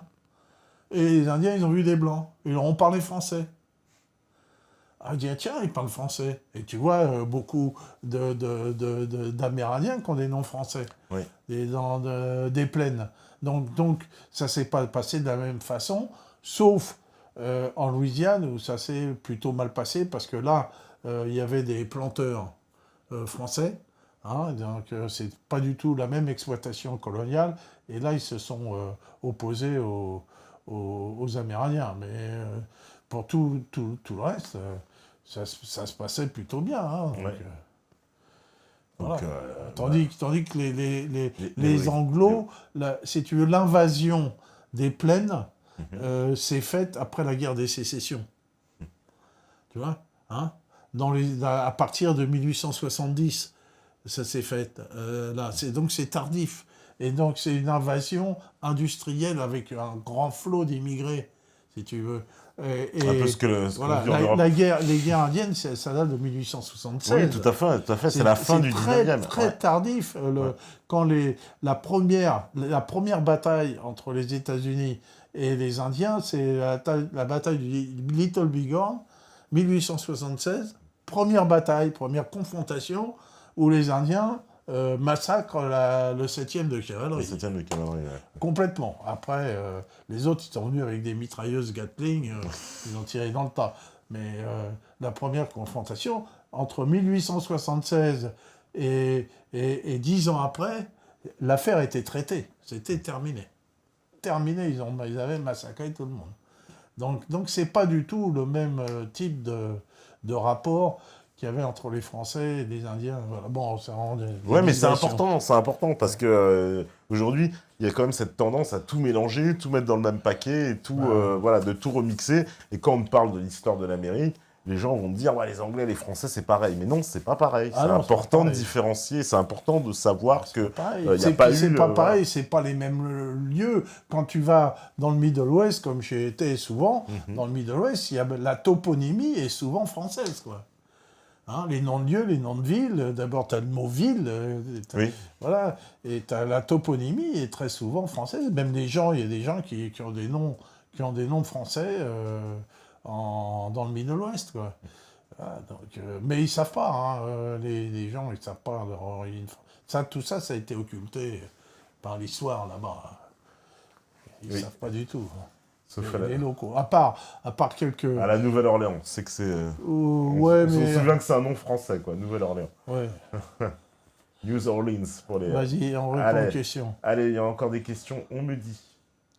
peux-tu nous parler de Napoléon, héros salopard? T'aimes bien Napoléon? Oui. Qu'est-ce que tu penses de Napoléon, héros Napoléon, non, je l'aime pas, parce qu'il a perdu. Napoléon, c'était un désastre...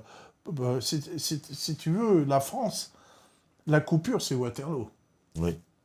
Waterloo, c'est terminé pour la France. C'est le désastre. Depuis Waterloo, on a perdu devant les Britanniques et on n'a jamais repris le dessus. Ah ouais. Voilà. Ah, jamais, jamais. Vous voyez, Waterloo, c'est vraiment Waterloo.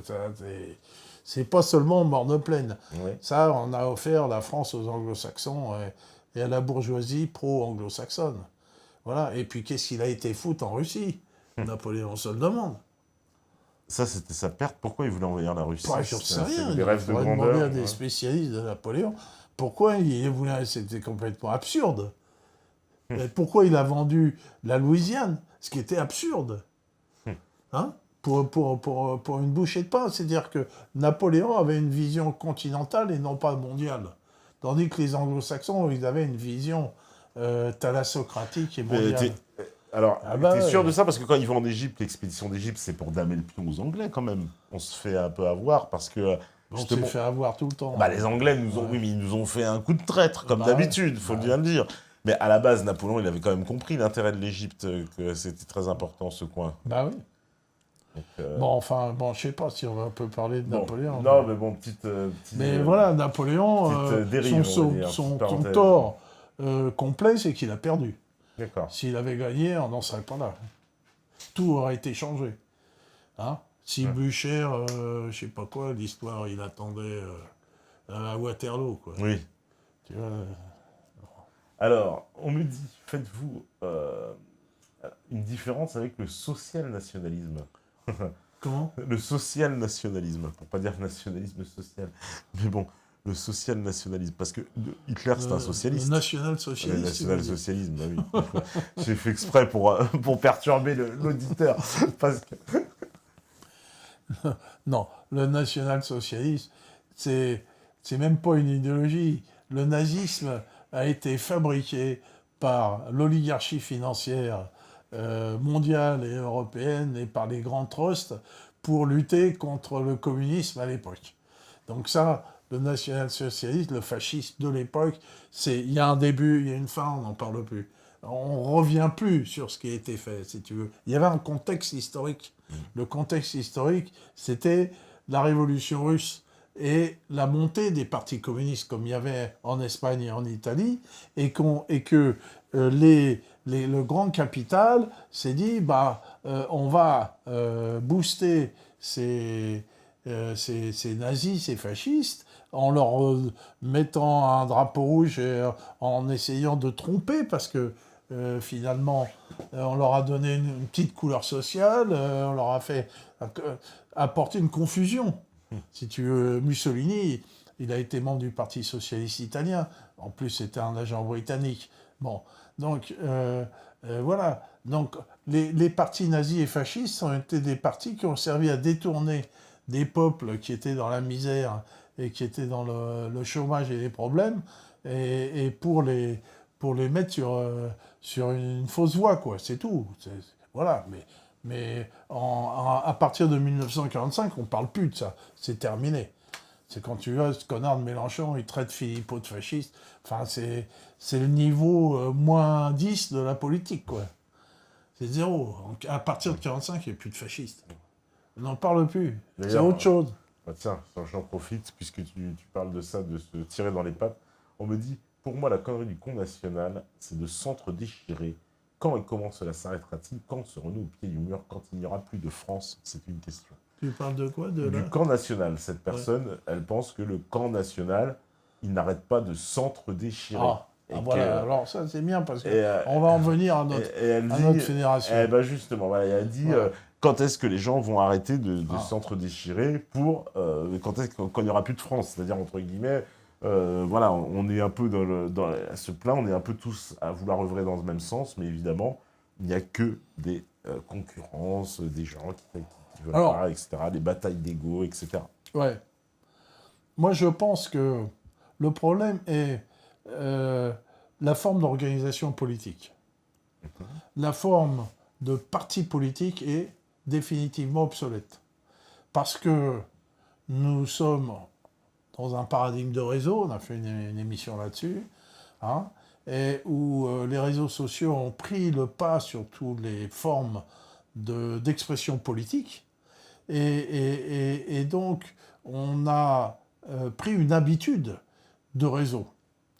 Et l'offre politique, on va reparler de l'UPR, par exemple, hein, c'est de reformer des partis politiques à l'ancienne avec un gourou, Asselineau, qui est le grand chef et qui décide de lui-même ce qui est bon ou pas bon pour le parti, qui fait des discours à la Fidel Castro. Voilà, ça c'est une forme obsolète. Ce qui fait qu'il y a eu beaucoup d'adhérents à l'UPR et beaucoup en sont partis, comme toi, parce qu'ils ont jugé que c'était pas la bonne chose. Bon, voilà, donc ça a explosé. Et puis, il y a eu le Front National. Le Front National, si tu veux, qui a vécu sur une espèce d'ambiguïté, puisqu'il y avait deux clans. Il y avait la droite, l'extrême droite traditionnelle des nostalgiques de l'Algérie française, essentiellement. Et puis, est venu au Front National des petites gens, tu vois, des gens, des ouvriers, beaucoup d'ouvriers. Et donc, le Front National, une partie a changé de nature. Mais il y a toujours eu cette contradiction au sein du Front National qu'on a vu là avec le départ de Philippot et que le Front National a explosé parce que finalement personne ne savait ce qu'était vraiment le Front National, quoi. À part que c'était la petite entreprise de la famille Le Pen, hein, à part savoir que c'est Mitterrand qui l'a permis de générer ce parti. Voilà, donc il y a toujours une ambiguïté, ce qui fait que l'UPR, bof, Front National, bof. Bon, il reste le petit père Dupont-Aignan, qui est le plus sympathique de la bande, pour moi, et qui veut essayer de rassembler les Français. J'ai beaucoup apprécié qu'il appelle à voter Marine Le Pen au deuxième tour avec beaucoup de courage.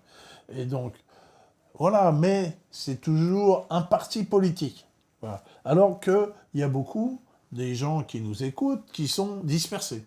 Alors, moi, j'ai proposé de faire une fédération indépendantiste. J'ai proposé, alors, d'abord, je ne suis pas un gourou. Deux, je n'ai pas le temps. Parce que malheureusement, je suis obligé de travailler malgré ma retraite.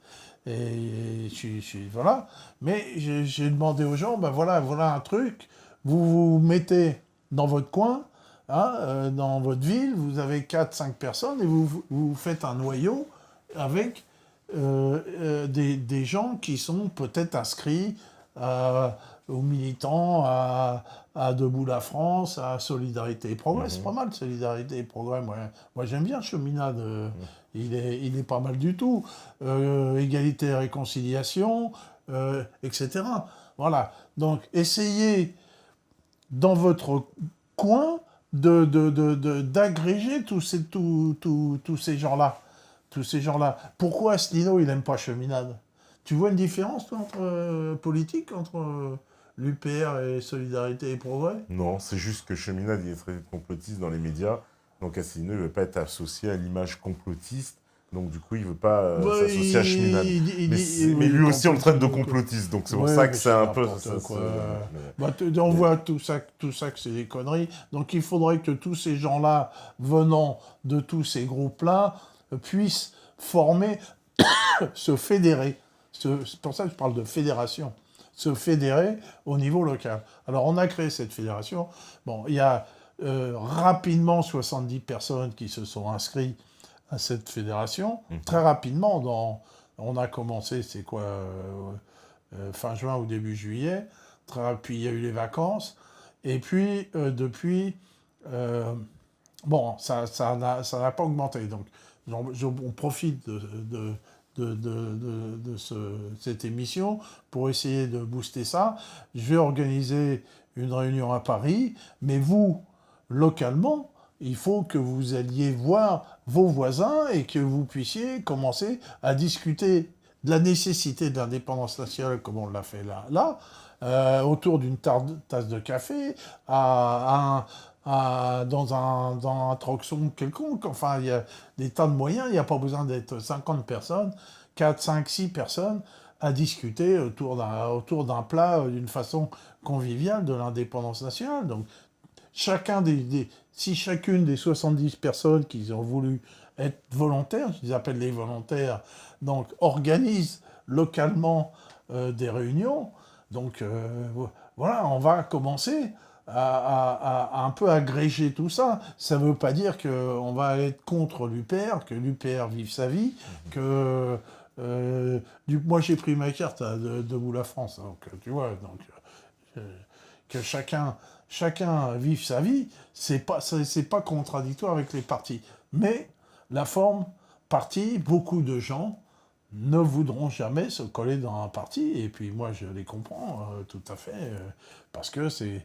Mais alors qu'est-ce qu'elle peut apporter cette fédération de nouveau parce qu'on sait très bien que pour prendre le pouvoir dans ce pays, il n'y aura pas 36 solutions, c'est soit par les urnes, soit par les armes. Enfin, je vois pas comment... Oui. Donc si c'est par là, visiblement, par les urnes, parce que par les armes, ce serait pas comme ça fait, en tout cas à la télévision, donc on va dire par les urnes, à ce moment-là, il faut s'organiser. Et la seule organisation qui vaille, pour le moment, on n'a pas trouvé mieux qu'un parti politique. Même si moi, en plus, je partage aussi cette conclusion que les partis sont obsolètes, que finalement, le principe des partis politiques, il est d'enfermer les gens dans une idéologie et de parquer et d'empêcher finalement les débats. Donc moi, je suis aussi très hostile finalement aux partis politiques. Mais peut-être que... Alors, une troisième voie, c'est de changer aussi peut-être la façon de faire des partis. Là, on me posait la question justement sur le parti des Patriotes. J'ai vu Philippot qui a annoncé la création de son parti. Il compte quand même... Il s'y prend différemment de ce qu'on a vu pour le moment, puisqu'il accepte tout le monde, y compris si vous appartenez à un autre parti, une autre association. Oui, tu parles Dupont-Aignan. Philippot. Ah, Philippot. Qui a monté le pourquoi parti il ne va pas chez Dupont-Aignan? Parce que Dupont-Aignan, il dit la même chose. Ouais. Alors, il va recréer encore un autre truc. Il a créé, en tout cas, son association devient parti politique, et sur la base, justement, d'accepter tout le monde, quoi. Il accepte tout le monde. Il faut réunir tout le monde à un moment donné, alors. L'UPR, c'est ce qu'il dit. Dupont-Aignan, c'est ce qu'il dit. Philippot, c'est ce qu'il dit. Donc, alors, quand est-ce que tout ça, ils vont se réunir? Alors, voilà le problème. Voilà le problème, parce que chacun dit, voilà, moi, je vais faire un parti politique, et j'aurai mon nom en tête d'affiche, et je pourrai causer... et les autres vont m'écouter, évidemment. Alors, quand les Français verront que tout ça, ça ne marche pas, si tu veux, quand on change de voie, on change de paradigme, ça ne se fait pas du jour au lendemain. Tu dis, qu'est-ce qu'on va faire? Est-ce qu'on va récupérer notre indépendance par les urnes ou par les armes? Par les urnes, ça me paraît compromis. Par les armes, on n'est pas mûr. Encore, si tu veux. Tu vois, donc on est... La situation, pour l'instant, elle est simplement à travailler à la prise de conscience des Français. Donc c'est un travail politique qu'on doit faire. C'est un travail politique. Est-ce que ce travail-là... C'est tout politique. Non, mais tu vois bien que ce travail-là, on a le candidat, mais ce travail-là, justement, il est fait déjà par tous ces partis-là. Ils le font déjà. LR, ils le font, l'UPR, ils le font. Aujourd'hui, les Patriotes, en tout cas, ils ont une existence très récente, mais ils comptent s'y mettre aussi, on imagine. Donc, tous ces partis-là, ils essayent de faire ce travail intellectuel-là, y compris même des gens, voilà, par leurs livres, par leurs trucs, etc. Il y a tout un tas de gens qui essaient de faire des choses. Mais personne n'arrive à se... Peut-être qu'ils vont faire avancer les choses, mais si tu veux, à notre fédération, qu'est-ce qu'on dit? Je ne sais pas si les autres disent la même chose. On dit l'indépendance nationale, elle ne peut pas être dissociée de l'action contre l'impérialisme. Hein, c'est indissociable. C'est-à-dire que on ne peut pas espérer être réellement indépendant avec l'État profond et l'impérialisme toujours actif. C'est pas possible. Il faut l'abattre. Voilà. Alors, il faut... comment l'abattre? Il faut être solidaire avec l'armée arabe syrienne, le Hezbollah et les gens qui combattent dans la réalité cet impérialisme. Il faut les soutenir, être solidaire avec eux. Il faut en parler, c'est tout. Il faut être solidaire avec les gens du Donbass qui reçoivent des bombes sur la gueule. Il faut être solidaire avec la Russie, parce que sans la Russie, rien ne pourrait se faire. Absolument rien. Voilà. Donc, une partie de la lutte est pour l'indépendance nationale, et une partie de la lutte, c'est à l'international de soutien aux forces qui combattent cet impérialisme, si tu veux. Alors que... et puis, le flot migratoire, parce que quand tu parles du flot migratoire, c'est fasciste, t'en sais rien. Mais non, c'est pas fasciste. Pas fasciste, ces pauvres gens qui viennent chez nous, qu'on a incité à venir chez nous, ils seraient mieux chez eux. Donc voilà, donc ils viennent se noyer, ils viennent mourir à nos frontières, c'est vraiment c'est dégueulasse, quoi. C'est dégueulasse. On a vu qu'ils sont recrutés en Libye, ces gens-là, auprès de Daesh, tu vois. Donc, aussi, il faut lutter contre ce grand remplacement. Tu parles de grand remplacement, Asselineau, qu'est-ce qu'il dit? Ah bah, il saute sur sa chaise et Ah bah il voilà. traite Donc, de complotiste. bon, bah voilà. Alors, voilà. Donc, Ouais, bah, ça veut dire que tu vois bien qu'il y a... Alors justement, c'est intéressant, voilà, parce que donc, ça veut dire même chez les patriotes, entre guillemets, on n'est pas d'accord, parce que tu as un Célineau d'un côté qui lui dit il faut se concentrer non, sur on est pas l'Union d'accord. européenne, il n'y a que ça et que ça, et tous les autres Avec son sujets, article, voilà, les tous deux, les là. autres sujets, faut pas en parler parce que ça va nous diviser, etc. Tu auras un Dupont-Aignan qui, lui, va pas hésiter à parler d'Union européenne et d'immigration, même, voilà, de remplacement, mais en revanche, qui est contre la sortie brute de l'Union européenne. Ouais. Alors, tu auras un Philippot qui, lui, est pour la sortie de l'Union européenne. Lui, il parle d'immigration, etc. Donc, c'est que des panels voilà. comme ça qui sont différents à chaque fois. Bah, c'est pour ça qu'on a pris l'initiative de créer notre petit groupe à nous, qui, lui, il est politiquement bien centré. Ah, voilà, comme ça, on peut influencer les autres au travers des autres qui viendront à notre réunion, c'est-à-dire que l'indépendance de la France, c'est l'indépendance, c'est-à-dire sortie de l'Union européenne, de l'OTAN, récupération du franc. Mais attention, hein, si c'est un franc qui est convertible, ça sert strictement à rien. C'est-à-dire que récupération de la monnaie, il faut sortir notre monnaie des griffes des spéculateurs. Donc forcément, le franc doit être non convertible. Sinon, ça sert à rien. Autant garder l'euro. Donc c'est zéro. Voilà, donc petite pause inopinée, parce qu'il y a eu un petit souci, et puis donc ça reprend dans le fil, toujours avec Alain. Donc on était dans cette différenciation qu'ont les patriotes entre eux sur des points d'accord. En particulier, tu sais, moi, rentrer dans le vif du sujet, le sujet qui clash tout le monde, c'est le sujet de l'immigration. Faut arrêter, Oui, mais on va arrêter de se mentir. Ouais. Il y a l'euro qui peut Ouais. être un peu au centre, mais l'euro, bon, on sent qu'il y a des frilosités. Des fois, peut-être bien que ceux qui soutiennent encore l'euro, alors dans ce cas, on pourrait peut-être les accuser de faire de l'électoralisme. En tout cas, il y a une question qui, elle, est une vraie fracture politique idéologique, c'est l'immigration. Ça, sur ça, c'est ce qui fait d'ailleurs que les gens qui soutiennent France Insoumise et ceux qui soutiennent le Front National, alors qu'ils ont énormément de convergence sur des sujets économiques, vont se déchirer, s'entre-déchirer, se clasher sur ce sujet de l'immigration. Et ça va être l'écueil absolu de tous les partis pour l'unité des partis. Parce que quand on va aborder cette thématique de l'immigration, avec ce qui en découle, communautarisme, antiracisme, etc., c'est là-dessus qu'on va s'écharper. Alors comment on fait Alors, c'est un point crucial. Alors. D'abord, donc moi je vis à Saint-Denis, une ville où le grand emplacement est achevé. Donc on n'en parle plus, c'est terminé. Bon, si on discute comme ça de rien avec des commerçants qui sont restés, des anciens dionysiens, le premier sujet abordé sans qu'on l'ait abordé, c'est l'immigration. Ça, c'est ce qui préoccupe le plus les gens. On le voit dans les sondages, on le voit partout. Ça préoccupe les gens, donc on ne peut pas occulter ce problème-là. C'est complètement impossible. En plus, cette immigration a été organisée de longue date pour casser la France. Faut rappeler que le Parti communiste, en 1984, avait un fameux discours de Jean Marchais protesté contre ce flot migratoire. Oui, bah, Marchais était contre l'immigration. Ouais, ça, c'est l'ancienne gauche, ça, oui. Voilà. Ouais. Donc on ne peut pas en parler. Ça fait en plus partie des objets idéologiques de la gauche, ce qui fait que la gauche est devenue l'ennemi des Français, au sens politique du terme, puisque moi j'appelle la néo-gauche, hein. La néo-gauche qui est en gros occupée par Mélenchon et son groupe FI, et que ce n'est pas du tout un allié, mais un ennemi politique, au même titre que Macron, et que ces gens-là défendent tous les thèmes du grand capital mondialiste, tous les thèmes de l'impérialisme, sans exception, et sont favorables à l'immigration. Ils sont à l'avant-garde de l'anti-France. Hein, voilà, ils sont à l'avant-garde de l'anti-France. Donc, c'est l'ennemi qu'il faut attaquer et abattre politiquement. Voilà.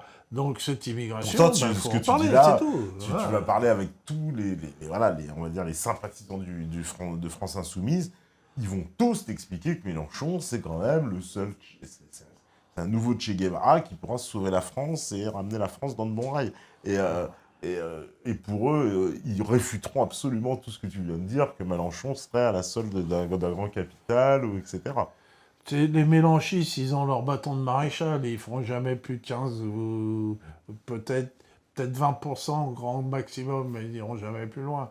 Parce que ce groupe-là, son boulot, c'est justement de diviser les Français et mettre les opposants sur une voie de garage. C'est ça le boulot qu'ils ont à faire, c'est de diviser. Imagine un peu que ce qui est une union de tous les gens qui se prétendent opposés à Macron et au grand capital. Si ces gens-là s'unissaient, ça ferait longtemps que le problème y serait réglé. Hein, tu as eu au référendum de 2005, 55% de Français étaient contre. Donc voilà, donc ces gens-là sont faits pour diviser. Et qu'est-ce qu'ils vont diviser? Sur des problèmes sociétaux, sur du féminisme, du mariage gay, voilà, ils trouvent des failles pour diviser les Français. Donc il faut les dénoncer. Il ne faut pas s'emmerder. Il ne faut pas dire, ah bah non. C'est l'ennemi politique à dénoncer. Voilà, point à la ligne. Maintenant, on a parlé de l'immigration. On sait très bien que c'est organisé pour tuer la France. On peut parler de problème européen. On peut parler, bien sûr. Et on reparlait de la monnaie. Donc la monnaie, c'est quelque chose d'essentiel. Avoir une monnaie, c'est le plus important pour avoir une souveraineté. Plus important, la monnaie. Bon, la monnaie, on sait que l'euro, on l'a expliqué ici, que l'euro, c'est une béquille du dollar. Par le fait que j'ai expliqué, par le fait des emprunts, ce qu'on appelle les debt bonds, les obligations des pays riches libellés en euros, mais dont les lignes de crédit sont obligatoirement faites en dollars parce que sur les plateformes, c'est-à-dire les endroits où les gens, là, ils achètent du blé, du pétrole, du machin, voilà, c'est forcément du dollar, et qu'ils font ce qu'on appelle un swap, c'est-à-dire ceux qui ont des fortunes en euros dues aux emprunts, ils sont obligés de les mettre sur ces plateformes en dollars. Donc ils les mettent juste au moment où ils achètent leurs produits, et puis après ils les repassent en euros. Mais ce qui fait que le dollar, il tient, justement par le fait qu'il y a toujours une forte demande en permanence. On va pas revenir sur ce processus d'escroquerie. Donc la monnaie n'est plus qu'un outil qui sert à la spéculation, et la spéculation qu'on paye nous. C'est-à-dire qu'on paye les intérêts de la dette, qui sont énormes, c'est plusieurs milliers d'euros par an par Français. On paye des matières premières chères qui sont dues au système haussier de spéculation. Voilà, donc si on veut continuer à payer, mes chers amis, continuez avec votre euro. Vous continuez à payer. Votre euro, il vous coûte la peau des fesses. Voilà. Donc si on veut déjà commencer par arrêter de payer avec l'euro et de filer des armes aux États-Unis, leur donner des armes gratuites, il faut récupérer le franc. Mais il faut que ce franc soit mis hors d'état des marchés. Donc il faut qu'il soit non convertible. Si le franc était convertible, ce serait du pareil au même. Alors, tu me disais, ah oui, mais on va dire aux Français, vous allez avoir un franc non convertible, ils ne vont jamais être pour. Oui, ils ne vont jamais être pour. Alors ils préfèrent payer les spéculateurs. C'est le choix.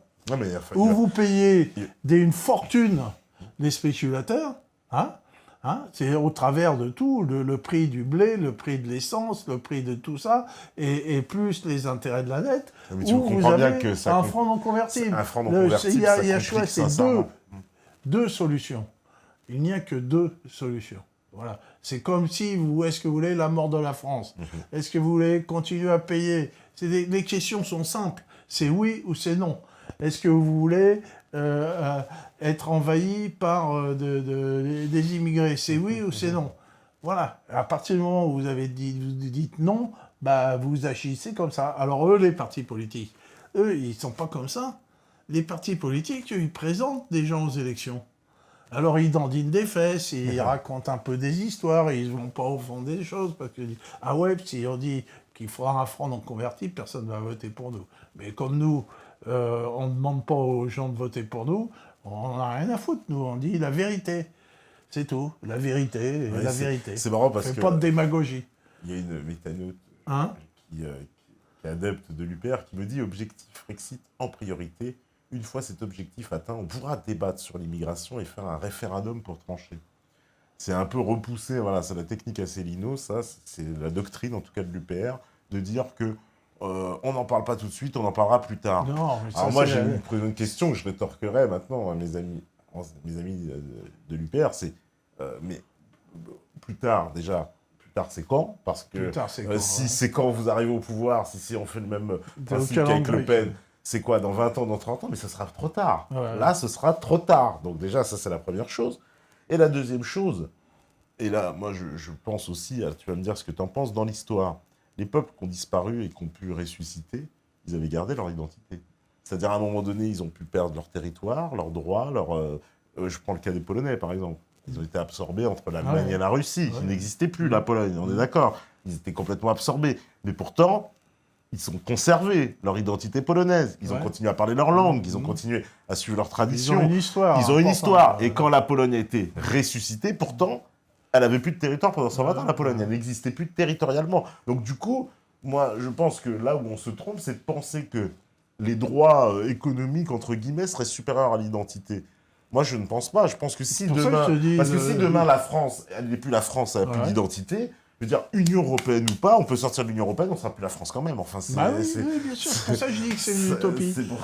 L'identité européenne ne peut pas se faire. C'est une utopie totale. Ça n'existera jamais. C'est tout. Ouais. Voilà, ça n'existera jamais. Alors, est-ce que vous voulez attendre 107 ans? Est-ce que vous voulez que ça se termine en drame épouvantable? Ou est-ce qu'on prend les choses en main? Alors aujourd'hui, évidemment, on ne va pas descendre dans la rue avec des fusils. D'abord, on n'en a pas. Et puis, j'appelle pas, surtout pas à ça, parce qu'on va m'attendre à la sortie et me foutre en prison. Je suis déjà fiché S. Alors, ils proposent de les mettre en tôle, les fichiers S. Bon, je serai avec mon camarade, lui, il est fiché Z. Moi, oui, je suis triple S. Non, mais bon, on n'appelle pas à l'insurrection. Pour l'instant, on appelle à la prise de conscience. C'est-à-dire, vous, les 70 qui sont venus nous rejoindre plus les autres, bah, essayez d'apporter la bonne parole sans rien omettre. Il ne faut rien omettre. Et l'histoire de la monnaie, c'est une histoire fondamentale. Voilà. La monnaie, l'euro, ça nous coûte la peau des fesses. Hein. On paye pour ça. Voilà. Il faudrait dire à chaque Français combien je paye pour l'euro. C'est tout. Voilà. Alors, je ne parle pas de l'Union européenne. Le problème est tout à fait important, ni même de l'OTAN. Voilà. Ouais. Mais la monnaie, l'immigration, c'est des points qu'il ne faut pas occulter. Hein. D'ailleurs, on me dit que c'est pas évident de parler souvent avec ses voisins. Et les autres, ils occultent. Pourquoi ils occultent? Parce qu'ils ont la trouille. Quoi? Pourquoi ils ont peur? Parce que c'est un sujet, on sait, dans toutes les enquêtes d'opinion, il arrive en tête des préoccupations des Français. Souvent numéro 1, l'immigration. Ouais. Donc comment se fait-il que les partis, on en parle aussi peu finalement? Parce que même parce qu'ils ont peur de se faire traité de fasciste, stigmatisé par Tartanchon. Ah oui, pas d'amalgame. Oui, c'est assez terrible quand même aussi, il faut le dire, cette loi de la Doxa quand même concernant l'immigration. Parce que chaque fois que tu es contre, en fait, l'idée même d'accueillir une immigration de masse, cette simple idée-là, fait de toi un nouveau Hitler, un nouveau Himmler, t'es un raciste, t'es un machin, t'es un horrible personnage. Mais ce Mélenchon, il est vraiment en dessous de tout. Je ne comprends pas qu'il y ait encore des gens pour poursuivre ce type. Hein. Comme il a dit, Berger, là, quand il est mort, il a dit c'est la fin d'un patrimoine d'insoumis. En quoi Pierre Berger était insoumis? Il était insoumis à quoi? Oui, ça c'est... Alors si l'insoumission c'est Pierre Berger, je me demande à quoi il est insoumis. Le tweet de Mélenchon, oui. Hein? Et quand on lui a dit, ah oui, est-ce que Philippot va rejoindre fille, il a dit « Ah, Philippot, fasciste ». Non, il ne sait même pas ce que c'est qu'un fasciste, ce mec-là. Ah si, c'est. Il n'a aucune Mais non, idée de ce il a que trop de c'est qu'un culture pour ça, Mélenchon. C'est très bien qu'il le voilà, sait. donc c'est une truffe absolue et un escroc politique. Il faut pas avoir peur de le dire, quoi. C'est tout. Moi, on m'a reproché sur le net en étant trop dur avec filles. Non, je suis pas trop dur. Je suis pas assez dur. Alors, je vais être encore plus dur que ça. D'accord. Ah, tiens, scoop, on me dit, Asselineau a dit qu'il allait se positionner sur l'immigration après avoir demandé aux adhérents. Ça m'étonne. Le parti existe depuis 10 ans et c'est maintenant que cette question se pose. Ça m'étonne. Voilà. Je veux bien, mais bon, des fois, les gens balancent des choses. À vérifier, comme vous. Tiens, on se retourne les trucs. Les sources. Alors, on me dit aussi... les sources, oui. Les sources, c'est moi la source. Là, je parle pour que Asselineau allait demander aux adhérents les sources. Alors, on me dit aussi qu'il y en a qui remet en cause le fait que les Allemands soient un grand peuple parce qu'il nous met tout un tas d'exemples sur le fait qu'ils ont trahi. Alors, il nous remet des choses un peu clichés, à mon avis, la nuit des Locutos, l'opération Barbarossa en 41, le pacte de non-agression. Après tout, les Allemands, ils servent leur intérêt, ils jouent leur stratégie, c'est tout, ils jouent leur partition. Oui, je vois pas pourquoi ils joueraient la nôtre. Et encore, il la servent très très mal, parce que l'intérêt de l'Allemagne eût été toujours de s'associer ou s'allier avec la Russie, alors que les anglo-saxons, ils ont toujours manipulés comme des gros boches qui sont bien lourds, toujours manipulés pour leur faire attaquer la Russie. C'est comme Napoléon, tu vois, ils ont attaqué la Russie et ils ont été émasculés pour 50 ans.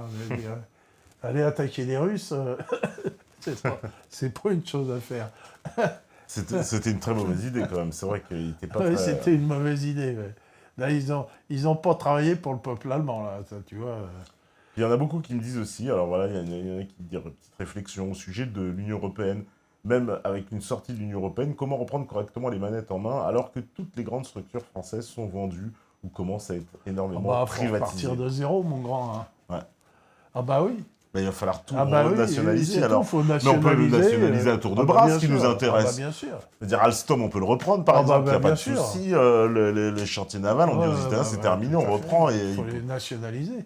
Voilà. C'est comme ça que les empereurs Meiji ont industrialisé le Japon. Le Japon, ouais. Après 1873. C'est-à-dire qu'au départ, toute l'industrie japonaise était nationalisée. Ils ont commencé comme ça, c'est tout. Puis après, ça s'est créé des concerns, des grands groupes, qui restent d'ailleurs, issus de ça. Mais voilà, c'est tout. Faut nationaliser, mon grand. C'est tout. Et reprendre, il faut repartir. On n'aura pas le choix. Donc, repartir de zéro. Voilà, on me dit j'essaie de parler d'immigration avec mes voisins, c'est pas évident, ce sont tous des maghrébins. Bon, non, c'est un petit commentaire où on me dit que ses voisins sont maghrébins, donc il a du mal à parler d'immigration. Parce que c'est vrai que parler d'immigration avec les communautés descendants d'immigrés, elles le prennent très mal. Pas toujours. Pas toujours, c'est vrai, pas toujours, pas tous, parce que heureusement, moi j'en rencontre, heureusement. Il y a des gens d'origine immigrée qui sont... Qu'on a parfaitement conscience. Qui sont complètement intégrés. Oui, bien sûr, mais complètement. Intégrés, tu vois, comme dans ma famille, on est intégrés. Donc ils sont intégrés, donc... Ah oui, mais dans le nouveau logiciel, on te dira, ta famille, vous êtes blanc, donc vous êtes intégrés. Ouais, c'est ça les JW aujourd'hui, les Antillais, ils sont français comme... si j'écoute certains discours aujourd'hui de certains Noirs, ils vont te dire non. Parce qu'ils vont te faire toute une truc sur les Noirs qui appartiennent au peuple noir, ADN culturel noir, etc. On en est revenu là maintenant. Avec en plus ce qui se passe aux États-Unis, tu as bien vu les Black Lives Matter soutenus par Soros et compagnie. Que les gens, il y aura encore pas mal de gens qui vont commenter, j'anticipe à l'avance, tout un tas de sphincters, qui vont te dire « Ah oui, mais Black Lives Matter, c'est génial !» Les Martiniquais, ils veulent leur indépendance. Non, je le pense pas, mais peut-être qu'on essaye de leur souffler. Ouais, peut-être de leur souffler. Parce que moi, j'ai beaucoup fréquenté la Réunion. La Réunion, être indépendantiste, c'est dangereux là-bas. Hein. Ils les aiment pas. Hein. Ah, ils n'aiment pas les indépendantistes. Les indépendants de la Réunion, tu parles. Non, parce que Ils vivent comme des nababs. C'est à côté, il y a Madagascar et puis il y a l'île Maurice. Ouais. Tu vois, quand tu vas de la Réunion à Madagascar, tu vois la différence. Ah, bah tu vois la différence. Vous voulez être indépendant comme non. Bah déjà, même Mayotte, la commune indépendante des Comores, submergée avec tous les Comoriens qui viennent accoucher chez eux. Et la seule idée de Macron, c'est de tous les régulariser. Je peux te dire, ils sont furieux. À la Réunion, ils sont français. Je peux te dire, tu vas pas leur enlever. Hein. Ouais. Donc quand tu arrives, tu as un grand à l'aéroport, bienvenue en France, tu vois. Grand, énorme. Donc pour le moment, ça va pas bouger de ce côté-là, mais on voit quand même que c'est le sujet de fracture. Hein. C'est le grand sujet de fracture. Parce que entre guillemets, ce mouvement patriote, ces patriotes là, de tous bords, de tout poil. Allez, on a cité de l'UPR, des LR, les mecs du FN, et même on va en trouver chez France Insoumise. Allez, le seul sujet sur lequel tout le monde va se clasher, c'est celui-là. Il n'y a pas d'autre sujet. Parce que finalement, regarde, nationaliser Alstom, personne ne va vraiment s'y opposer, ni au FN, ni chez DLR, ni chez machin. Quand on va dire, oui, la France, il faut qu'elle retrouve sa souveraineté monétaire, qui pourrait vraiment s'y opposer, d'accord? Allez, il va rester chez DLR peut-être des réfractaires, et encore, parce que même Dupont-Aignan, il a beaucoup bougé sur cette question. Mais bon, bref, mais là où ça se charcle, où il n'y a pas d'accord possible, on voit bien, c'est l'immigration. C'est le sujet où tout le monde va se télescoper, et il n'y aura que des positions différentes entre un UPR qui dit, nous on ne se prononce pas, on n'en parle pas, DLR qui dit, nous on dénonce le grand remplacement, le France Insoumise qui dit carrément, oui, eux ils sont pour l'immigration à outrance, l'immigration de masse. Le Front National, il se prétend contre l'immigration, mais qui veut pas sortir de l'Union Européenne, etc. Enfin, on voit que ces sujets, tout le monde se clash, il y a personne qui arrive à trouver. On est là pour essayer d'unifier, c'est du boulot, hein. C'est un travail historique. Hein. Ouais. Moi, je fais de la politique depuis l'âge de 16 ans, donc j'ai 72 ans. Imaginez, j'ai vu le nombre de fois que j'ai fait des pastilles République, je sais pas, peut-être 100 fois. Hein, puis j'ai vu la France aller de Caribe en style-là. À chaque fois que je faisais un Bastille République, ça allait pire après. Donc mais comme on l'a dit, on a changé de paradigme, on n'est plus dans la même société, on n'a plus les mêmes ressorts, on ne fonctionne plus comme avant. Et il faut taper dans la butte, comme on dit. Il faut y aller, quoi. Allez-y, relevez vos manches. C'est tout. C'est pas moi, à 62 ans. Peut-être dans 10 ans, je suis mort, dans le meilleur des cas. Donc, c'est tout. Faut y aller. C'est tout. Faut y aller. Et y aller, c'est prendre ses voisins, c'est de discuter. Moi, je discute tout le temps. Je discute avec les voisins, avec les gens avec le plus je discute, c'est avec des filles, parce que c'est tous des anciens cocos qui me connaissent. Alors, hein, à Saint-Denis, il y a une espèce d'agora là devant la basilique, il y a tous les cafés. D'ailleurs, c'est très très sympa. Et donc, tu es là à boire une bière, puis il y a des gens des anciens cocos qui sont passés à filles. La plupart sont partis d'ailleurs. Mais bon, ceux qui restent, c'est en général des enseignants. Et puis bon, on discute le coup, mais en général, ça se termine que les mecs ils partent en courant, quoi. Mais ils n'acceptent pas parce qu'ils ont un niveau politique tellement bas maintenant, tellement bas, t'as aucune analyse marxiste, rien. C'est le niveau zéro, c'est le niveau Mélenchon, quoi. Mélenchon, il a aplati complètement le niveau politique de ces gens-là. Donc voilà, faut discuter. Ouais. Ça, c'est clair. Écoute. Quoi d'autre? Écoute, What else? Il n'y a plus tellement... Si, on me pose une question. Croyez-vous au principe de la remigration, notamment développé par Laurent Ozon? La remigration? Ouais. Crois pas, tu connais un peu ce projet? Mais tu sais, moi, je sais pas comment que ça va se terminer, tout ça, mais ça va pas bien se terminer. Alors, je ne sais pas comment que ça va se faire, mais... Je sais pas comment on va sortir de ce merdier, quoi.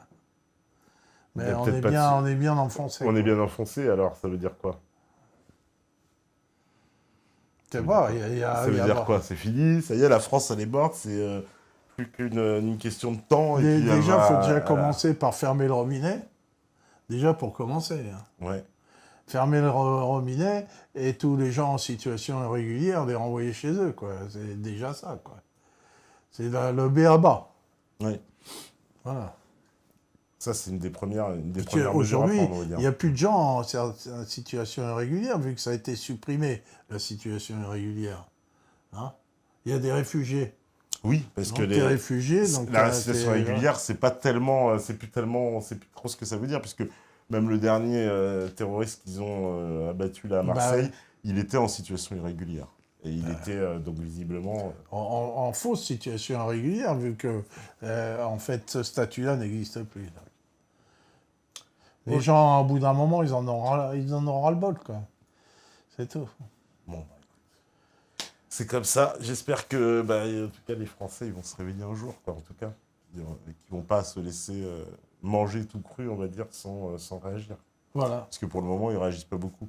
Alors, on arrive à la fin. C'est quoi les projets pour comment faire? Alors, bon,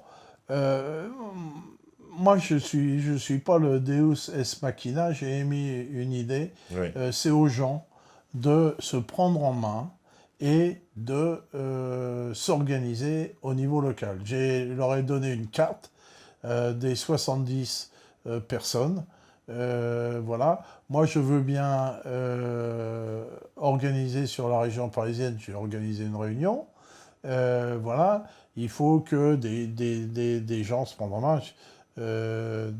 Bon, il y a une petite concentration en Rhône-Alpes. Hein. On peut faire quelque chose d'intéressant avec Thierry Delbos. J'espère que tu es là, l'ami Thierry.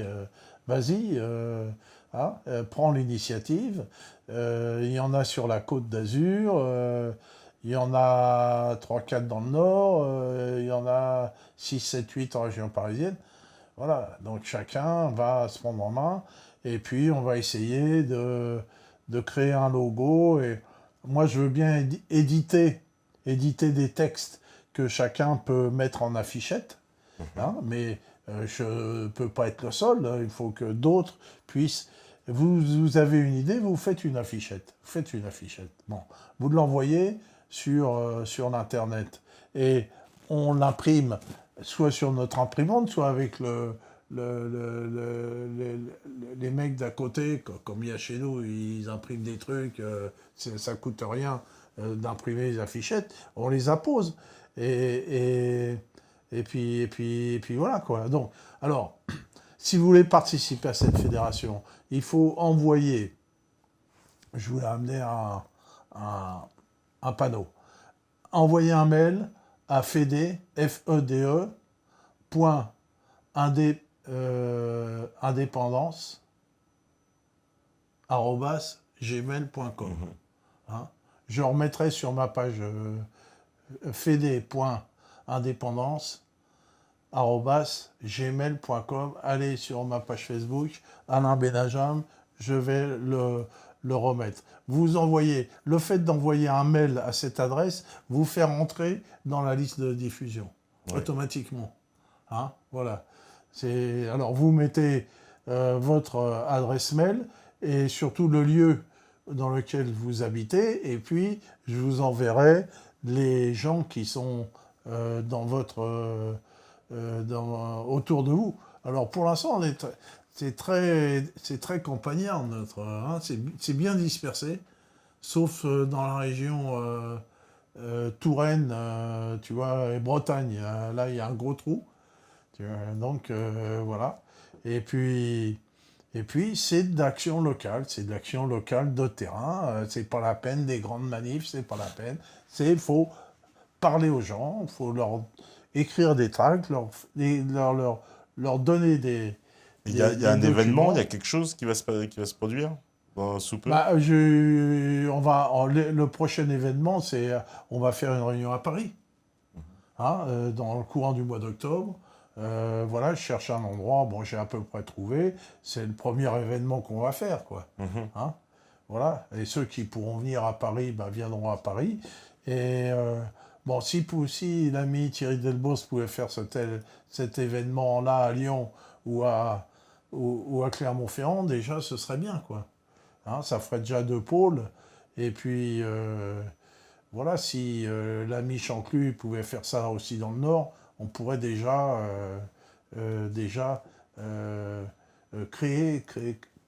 commencer à créer quelque chose, quoi. Voilà. Mais il faut qu'on soit un peu plus quand même, hein, déjà. Donc là, c'est bien, on a un appel au peuple. On est combien là qui écoute là? Je sais pas, je n'ai pas les chiffres là-dessus. Voilà. Donc, fede.indépendance@gmail.com et Mhm. vous allez sur mon mur Facebook Alain Benajam, tout simplement. D'accord. Voilà. Bah, écoute, c'est parti, en tout cas, c'est lancé. Et puis, voilà, quoi. Et puis, c'est vrai que tous ceux qui se plaignent, il y en a qui se plaignent de, je sais pas quoi, il y a de la modération active. Écoutez, c'est la modération, hein, c'est normal. C'est comme ça. En tout cas, voilà. Oui, Ça on va, veut... les questions elles étaient intéressantes? Bah, des fois oui, des fois non. Oui, oui, non, bah, je t'ai posé l'essentiel des questions. Je t'ai Ouais. posé, oui, oui, je t'ai posé les questions qui ont été posées. Voilà. Non, non, c'est parce que c'est un débat, il y a toujours des débats sur la modération. Tu vois, blablabla. Bla, bla, bla, bla. Bon, en tout cas, bah, merci à toi, Alain. Oui, Bah, avant, c'était surtout, jusqu'à merci à minuit. toi Bah oui, mais qui m'offre une avant, c'était tribune. avant. Hein. Les gens, ils sont avant. Bah oui, mais avant, c'est avant. Les choses, elles changent. Il faut arrêter Bah comme oui. ça de rester bloqué, hein, parce que vous êtes bien confortable devant chez vous, et puis nous, ah ouais, mais ça change, moi j'ai pas mon jus, j'ai pas mon truc, mais oui, mais voilà, vous demandez toujours que ça bouge, ça bouge, ça bouge, ben ouais, mais on fait autre chose, hein, les vies, elles Bah, ça avancent, bouge, c'est c'est tout. bouger. Hein, C'est facile de ouais, bouger. voilà. Facile, hein, voilà. Voilà. Ben C'est oui. facile. Nous, moi, je peux centralement vous donner les gens qui sont à côté de chez vous. Alors, vous allez les voir, puis vous préparez votre truc. C'est tout. Vous êtes deux, vous êtes trois. Ben, Les FTP, ils étaient à trois. Hein. Jamais plus de trois, les FTP, oui, dans la résistance. Voilà. Donc, à trois, on fait une cellule, on fait un noyau. Voilà. ouais, Ça, exactement. Voilà. Donc, ben voilà. En tout cas, merci encore. Et puis, on se dit à la prochaine, parce que là, si je commence à vous dire ce que je pense, je sens que je vais me faire beaucoup d'ennemis, je vais me fâcher avec beaucoup de gens. Alors, ciao, ciao, et à la prochaine. Merci encore, merci à la régie, merci, ciao.